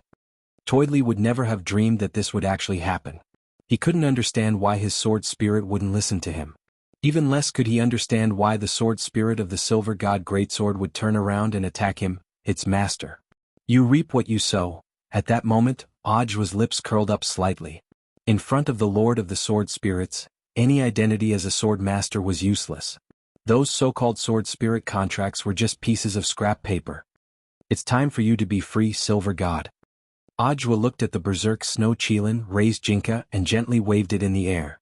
In a flash, the sword spirit contract between Silver God and War Chariot was directly severed. The roar then stopped and the whole world fell silent. Without the contract, the snow Qilin instantly turned into particles of light. It was no longer anyone's slave. Instead, it returned to being the spirit of all living things, and waited for a new master who was worthy of its wholehearted trust to appear. Ajwa's sword. It turned the contract into scrap paper, and also destroyed the hollow spirit attached to the snow Qilin's body. It forcibly severed the contract. The astonishing backlash instantly hit War Chariot himself, causing him to spit up a mouthful of blood. At that moment, War Chariot was in a terrible state. After being trampled by the snow Qilin, half of his body had sunk into the ground, and now he had suffered internal injuries from the backlash. The outcome of the battle was already very clear. Ajwa sneered. Looking at War Chariot's battered and exhausted appearance, he still didn't feel the slightest bit of pity in his heart. He slashed out with sword Qi. He only used a tiny bit of Jinka's strength. That indestructible sword Qi completely disintegrated War Chariot's armor on the spot. This layer of armor is your shame. Now I've even torn off your underwear. Ajwa stared at War Chariot, who was lying on the ground with fear in his eyes, and said lightly, "By the way, I'll also sever your spirit root with this sword." The whole process took less than 2 minutes and the battle was already over. On the other side of the tall building, the star emissary cried out in alarm, "Impossible! What the hell is this?" He was frightened by the huge variable in his deduction. "What did you calculate?" The moon emissary was also amazed at that moment. She had seen Ajwa end the battle with just 2 sword strikes. The star emissary also spat up a mouthful of blood at that moment. I saw the peachwood sword in Ajwa's hand, and its scabbard.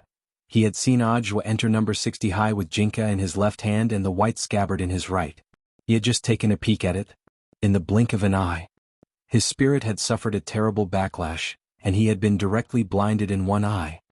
A peachwood sword and a scabbard? What on earth are you talking about? These 2 things turned the situation around greatly and increased Ajwa's chances of winning. The star emissary simply didn't dare believe the data he had calculated. A 200 quadrillion% chance of winning? This was simply holding a father in his left hand and a mother in his right. What the hell, a plant?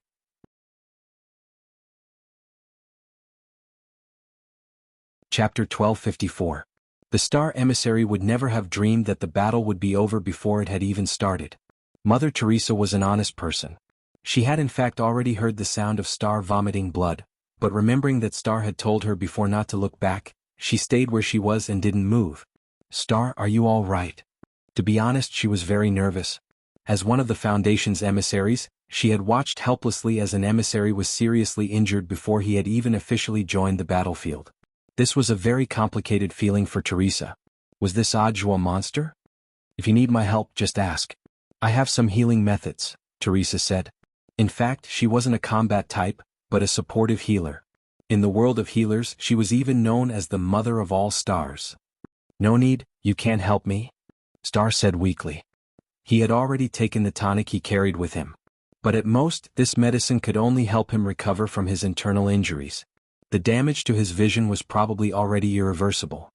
He had directly lost his sight in his right eye, and his remaining left eye was about 2000 degrees short-sighted, which was almost no different from being blind. Now that the star emissary had opened his eyes, there was only a trace of chilling light left in his left eye. It had taken him hundreds of years to hone this pair of eyes that could peer into the secrets of heaven, but he had never expected to suffer such a devastating blow in an instant. He had even anticipated that there was something strange about Audiobook, but hadn't dared look at him. He had just flashed back and glanced at him. In the end he had ended up like this. There's only judgment and fate left. Teresa sighed. She felt that the fool's emissary was also an expert, but she didn't know why the judgment emissary had suddenly excluded him. But Teresa was well aware that if she wanted to survive in the Foundation, the best way was to not ask too many questions. She would just go with the flow. Back then, she had only joined the Foundation for the high reward it offered her. The wisest choice was to protect herself for the sake of the reward. So when she saw that the chariot in front of her was seriously injured, she didn't have the slightest intention of helping it. Audiobook was too scary, going up now would be courting death. Nowadays, the judgment emissary basically had the final say in the Foundation. Teresa didn't think it was worth risking her life to save a chariot. She even thought that Audiobook had fought well. Shouldn't this scumbag who treated women as toys be taught a lesson? Currently, Tank was completely naked and buried in the ground. He was already crippled. His spirit root had been severed and he had lost all his realms. In addition, his upper body was seriously injured. Now, even an ordinary person could give him one last stab. And now, Tank had clearly lost his mind. The double blow to his body and mind made it impossible for him to accept everything that was happening in front of him. "I'm an immortal. I'm really an immortal." He kept muttering these words as his eyes lost focus. After this incident, Tank would probably spend the rest of his life in a mental hospital. Audiobook felt that this was the best punishment for such a person. At the same time, Audiobook once again marveled at Jinka's terrifying strength. To be able to sever one's spirit root without harming one's life, apart from this sword spirit master, there was probably no other sword spirit in this world that could achieve such accuracy.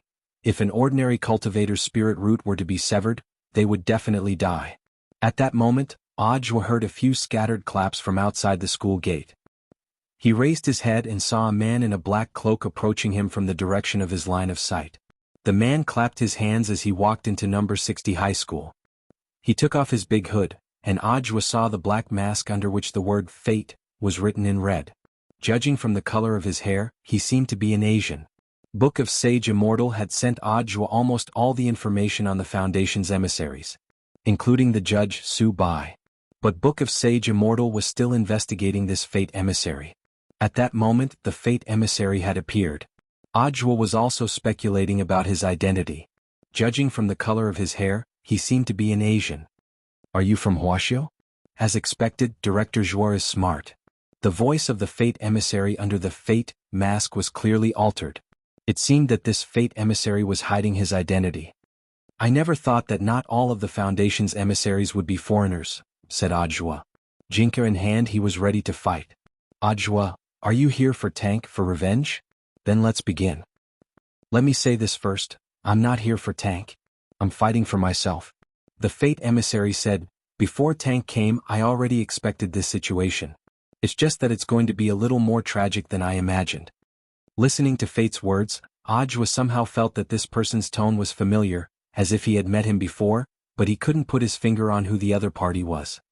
"You say you're fighting for yourself?" Audiobook wasn't in a hurry to make a move. He wanted to get more information out of Fate. I've taken a fancy to your wooden sword. If you give it to me, not only will you avoid a fight, you'll also be able to save your own life. Wearing the Fate mask, he said this very calmly. Unlike Tank and Snake's boundless conceit, it was as if victory was truly in his grasp. Snake and Tank both died at my hands. Are you confident that you can beat me? Ajwa looked at him.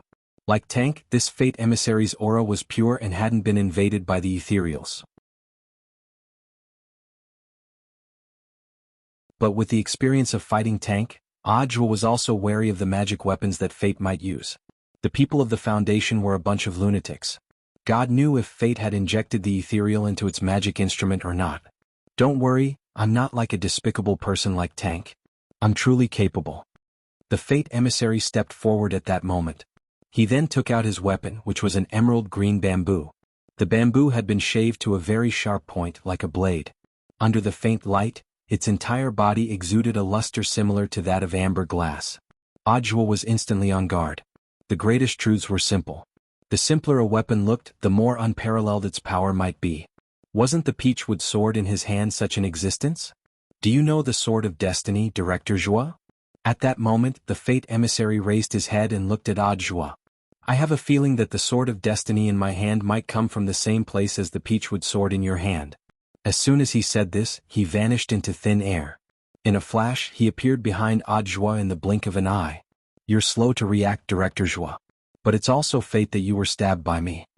As soon as he said this, the bamboo sword instantly pierced through the sword chi wrapping Ajwa's body and stabbed him in the kidney. Ajwa felt as if a foreign object had invaded him from behind, and blood dripped down the tip of the bamboo. It actually pierced through Lord Jinka's sword chi. Shocked, Ajwa clenched his teeth and pulled his body out of her. No, not pierced but ignored. At that moment, Jinka's voice rang out inside Ajwa's body. Ignored sword chi? What on earth is this? Hearing Jinka's words, Ajwa was even more astonished. Jinka's voice was calm. It's fine. When Bai Chao and I combine, we can beat it. Were they finally going to combine? Ajwa nodded. Enduring the pain of his kidney being pierced, he sheathed the peachwood sword.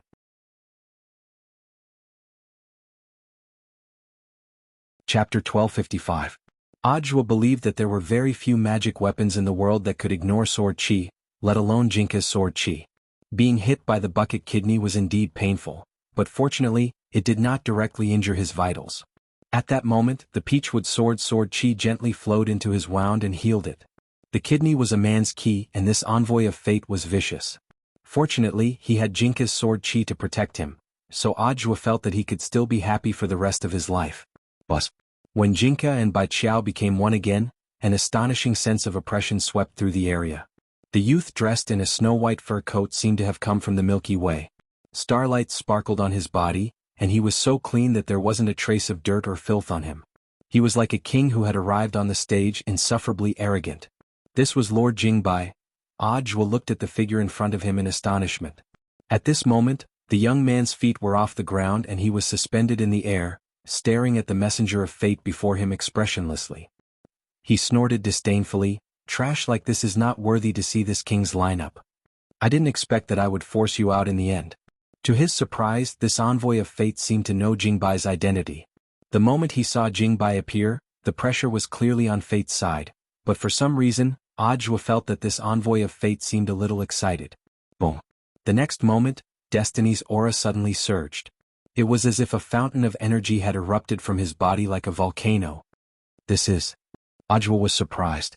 What surprised him was not the sudden increase in aura, but the sword Dao behind this sudden increase in aura. If his judgment was correct, what Destiny was using was General Yi's famous, boundless sword Dao. His true identity was that of a sword saint? Ajwa was astonished. Although he felt that this person was familiar from the beginning, he still felt that this was not the sword saint style. At this moment, the fate envoy who had activated the limitless sword Dao, laughed maniacally as he forcefully withstood the pressure. At the same time, he used the sword of destiny in his hand to predict where he would attack next. Ajwa. Next time I will pierce through your heart. This is all fate's arrangement. Then the fate of Ben in high-speed movement. His figure once again disappeared from Ajwa's sight. This was a sword technique he had never seen before.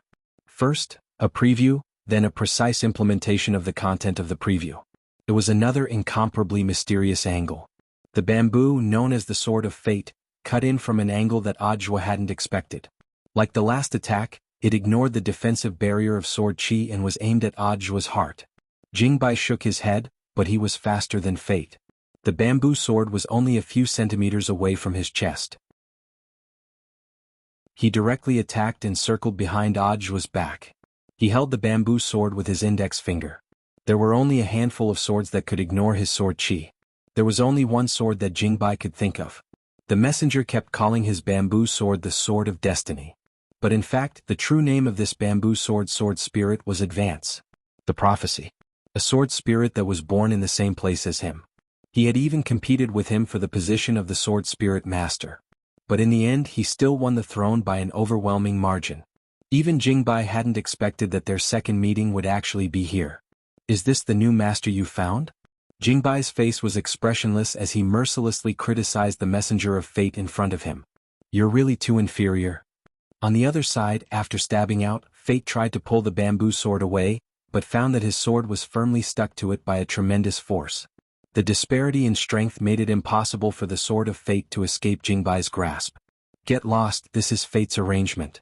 Jingbai sneered. He returned the words of the messenger of fate without changing them.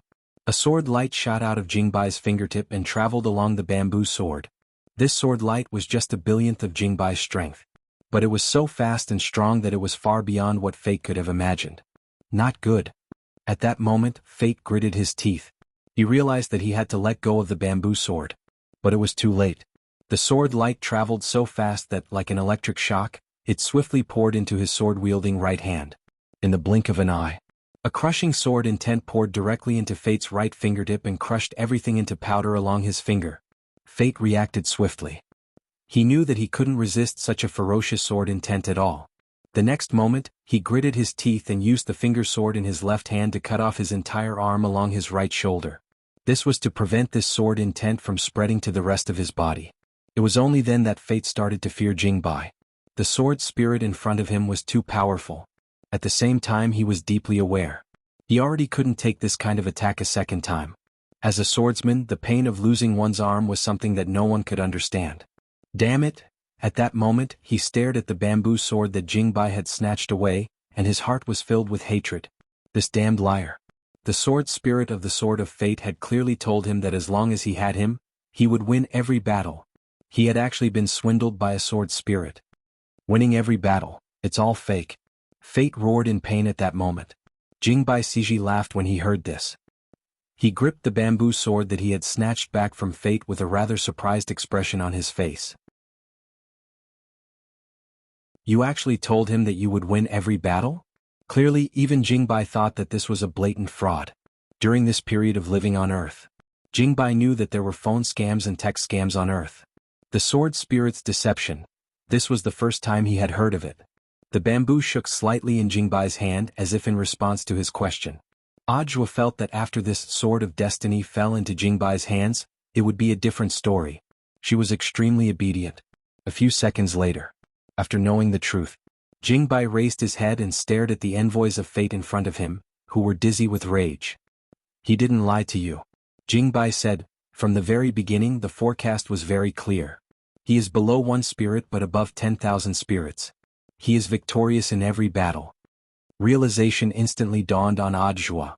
It turned out that this messenger of destiny was too excited when he picked up the heaven-defying bamboo sword and only heard the last 4 words, 10,000 battles, 10,000 victories.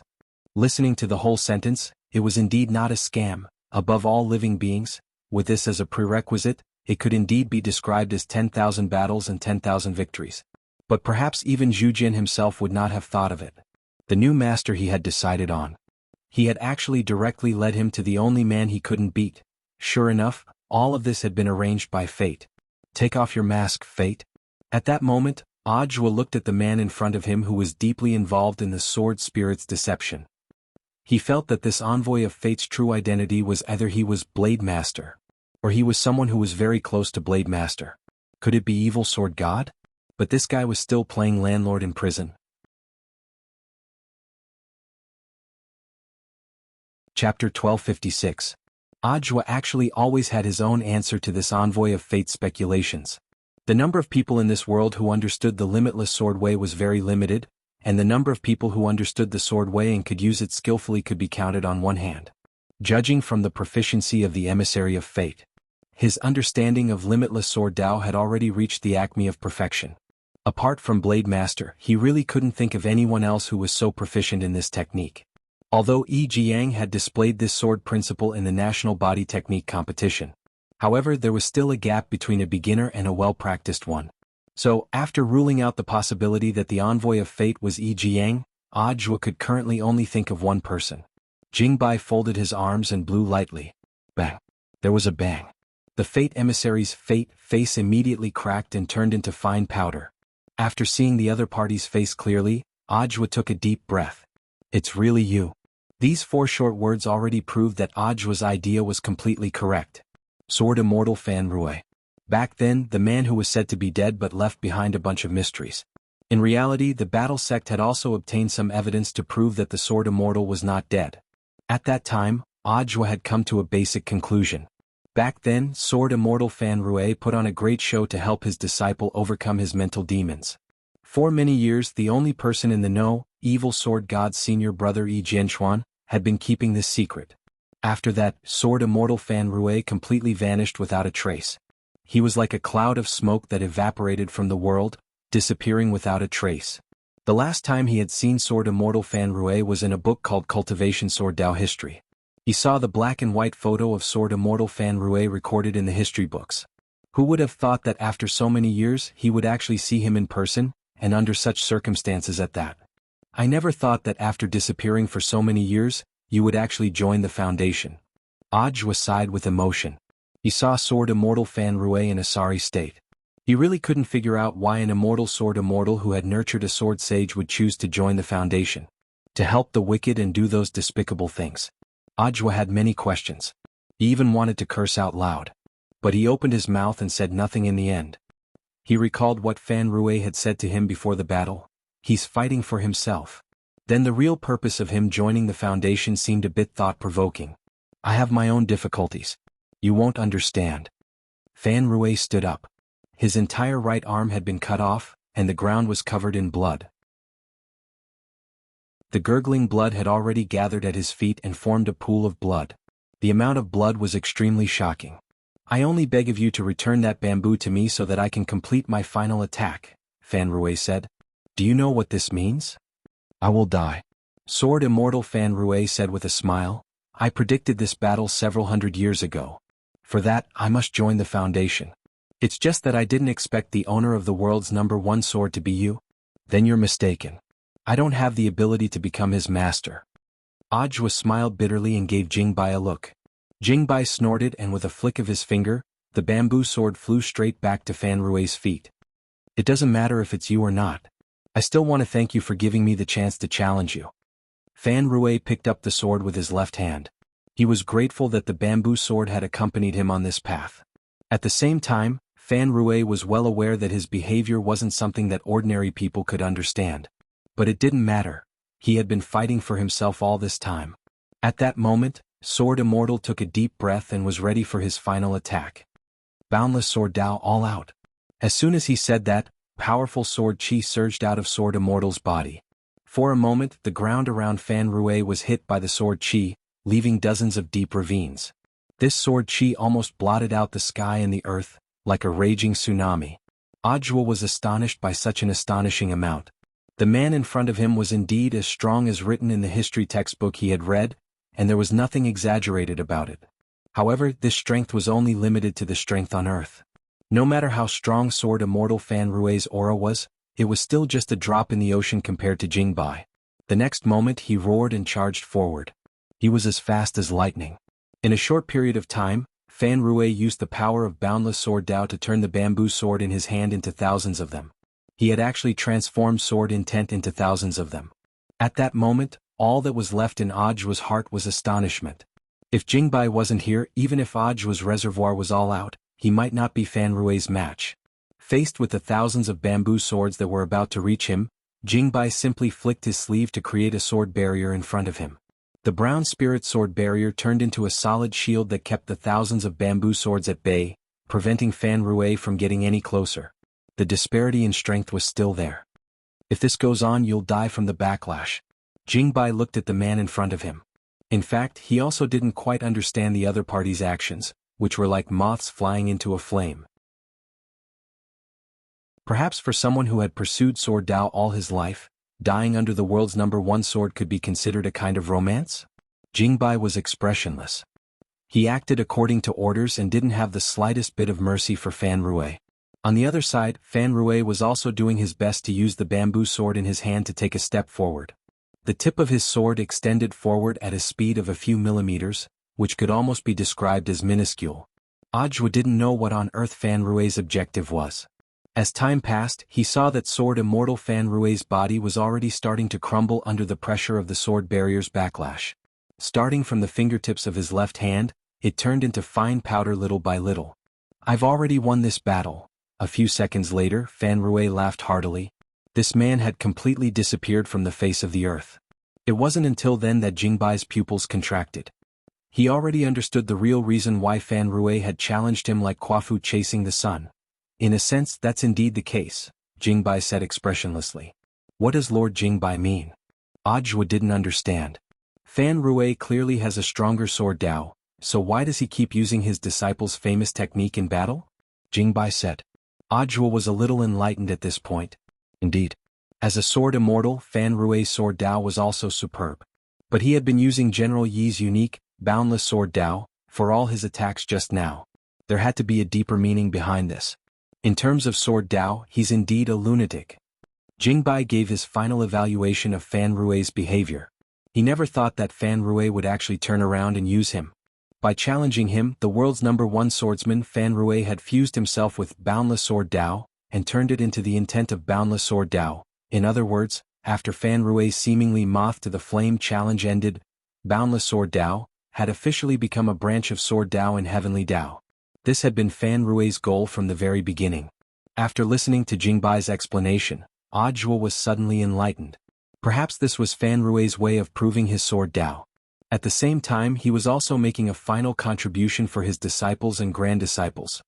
Just like that, this envoy of the Foundation's destiny had fallen. But Ajwa knew that the battle wasn't over yet. President Bai, I know you're here. Come on out. At that moment, Ajwa turned his gaze in one direction. In the air, a young man with a devilish smile on his face stepped out of the crack. Chapter 1257. In some sense, Ajwa felt that President Bai was his Shifu's lifelong enemy. But this lifelong enemy was more miserable. Almost all of his life had been slapped to death with just a few slaps. Ajwa didn't know how many blows President Bai had appeared in front of him at that moment. He didn't know how many blows his Shifu could take. Ajwa stared at the young man who had come back to life in front of him. He was dressed in a black noble robe with a red moon pattern, and a pure black belt wrapped tightly around his slender waist, making him look tall and straight. His every movement was full of the air of a Western aristocrat. Before being invaded by President Bai, this young man had been called Michel, and was the owner of Castle of the Dark Knight. It could be seen that although President Bai had become a hollow spirit and invaded Michel, he hadn't abandoned Michel's original elegant and noble temperament. At that moment, he gripped his cane and stared in Ajwa's direction as he sneered. The former Michel no longer exists. There was nothing left of the former President Bai. The one standing in front of you now is a new me. My name is Subai. An elegant and magnetic male voice rang out. Subai didn't speak. Ajwa was startled to realize that this voice was actually ringing out directly in his head. Can you feel it? This is the power of a high-level life form. I am all things and all things are me. This is a power that resonates with all things. Only hollow spirits who don't have a physical body can do this easily, Subai said calmly. Even with Jingbai present, he was completely unafraid. It was as if he really was invincible. I've realized that you Foundation people have one thing in common, and that is that you're very conceited. Ajwa looked at Subai as he carefully sensed the young man's fighting strength. Indeed, this Subai in front of him seemed to have a very different aura from the void spirits he had fought before. It was different from Snake's aura, and also different from the Silver God Greatsword Sword Spirit's aura which had been attached to a hollow spirit. Subai's fusion could almost be described as perfect. His entire body was seamless and without the slightest flaw. Ajwa, perhaps you've already sensed it. At that moment, Su Bai smiled slightly and said, "You shouldn't associate me with trash like Snake and Tank. One of them has just evolved and the fusion isn't perfect. The other treats the ethereal as his own tool and doesn't understand the meaning of becoming a higher being. Snake was killed by me with a single stroke of my sword. How many sword strikes do you think you can withstand?" Ajwa also laughed. He really did not know why Su Bai was so confident. Even though this man was different from all the void creatures he had seen before. But no matter how strong Su Bai was, could he be stronger than Lord Jingbai? Ajwa felt that even if his Shifu Wang Ling hadn't made a move, there was no way Su Bai could have withstood the power of Jingbai's sword. "I know, maybe you don't understand what I'm saying, but strength will prove everything in the end." Su Bai was extremely confident. It was different from Snake's ethereal spirit that was transformed from a void magic sphere. He was someone who had been baptized by the Void Lord. At that moment, Su Bai turned the golden cane in his hand, and the scenery around number 60 high abruptly changed. Bus. Bam. The school square under Ajwa's feet instantly turned into quicksand, and then suddenly softened and collapsed. In the blink of an eye, number 60 high's huge school square had actually turned into a bottomless black hole. At the same time, the space around him instantly became weightless, and Ajwa's body floated up involuntarily along with the endless rubble around him. This was another void creature's ability, which was called the Void Boundary. It was similar to the intrinsic spirit field of cultivators on Earth. In the blink of an eye, Ajwa had already fallen into Su Bai's trap and fallen into this void boundary. At that moment, Su Bai stood in the center of this endless abyss, his cane in hand. He was like a conductor of a carnival symphony, enjoying the thrill of the power of the void. This scene was like the end of the world. Below him was a bottomless abyss, and above him was a void vortex that could swallow up everything. Ajwa's body was being torn apart by two forces at the same time. He felt like his body had already been divided into two parts, which no longer belonged to him at all. If it wasn't for Jingbai's protective sword chi, he might have already become two lumps of flesh. Ajwa's expression changed, and the sweat dripping from his temples was sucked up by the void vortex above his head. Left with no choice, he drew his sword and slashed at Su Bai. Tens of thousands of feet of sword chi.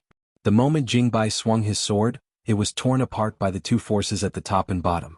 Before it could even get close to Su Bai, it was cleanly dispelled. "Ajwa, now do you know why I'm not afraid of your sword?" Su Bai sighed. "Now that we're in my void boundary, I'm the only one who can decide everything." Hearing this, Jingbai's expression changed slightly. This was an extremely rare situation for him, the master of sword spirits. There was a trick to this void boundary. If Jingbai's calculations were correct, there was a power here that was similar to disarming. It didn't just target spirit swords. The power of all magic treasures would be perfectly disintegrated by the two forces at the bottom and bottom. All this time, I've been looking for a reason for my defeat. At that moment, Su Bai, who was standing in the center of the void boundary, said frankly, "After countless deductions, I think the only reason for my defeat is magic weapons." Ajwa? Su Bai, "Thank you, Lord, for giving me such a great ability that all magic weapons in the world are useless against me. Wang Ling has been able to run amok in the world for so many years because of that strange peachwood sword in his hand. Including those slaps he gave me, he must have fused them with the power of the peachwood sword." Ajwa, "So, you attribute all this to the gap between our equipment?" Su Bai, "Isn't that the case? If he wasn't superior to me in terms of magic weapons, how could he have defeated me?" Ajwa and Jingbai sighed inwardly. It seemed that after dying a few times, this person's IQ hadn't increased at all. This was a sore spot. No matter how many sit-ups he did in his coffin, it was impossible to improve his IQ. Jingbai was silent. The next moment he turned around and transformed back into his sword form.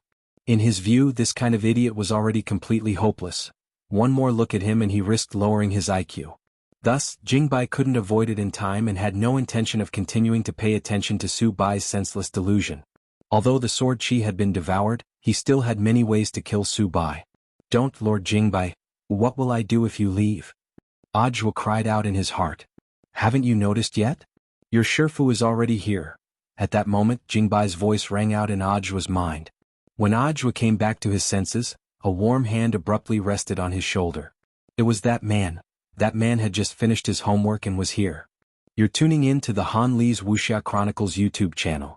We're so grateful for your support, and don't forget to subscribe to join us on this incredible journey through captivating stories. Your generosity through donations truly makes a world of difference, as it's the primary source of revenue that allows me to expand and enhance this channel for you. Thank you from the bottom of my heart for being a part of this adventure.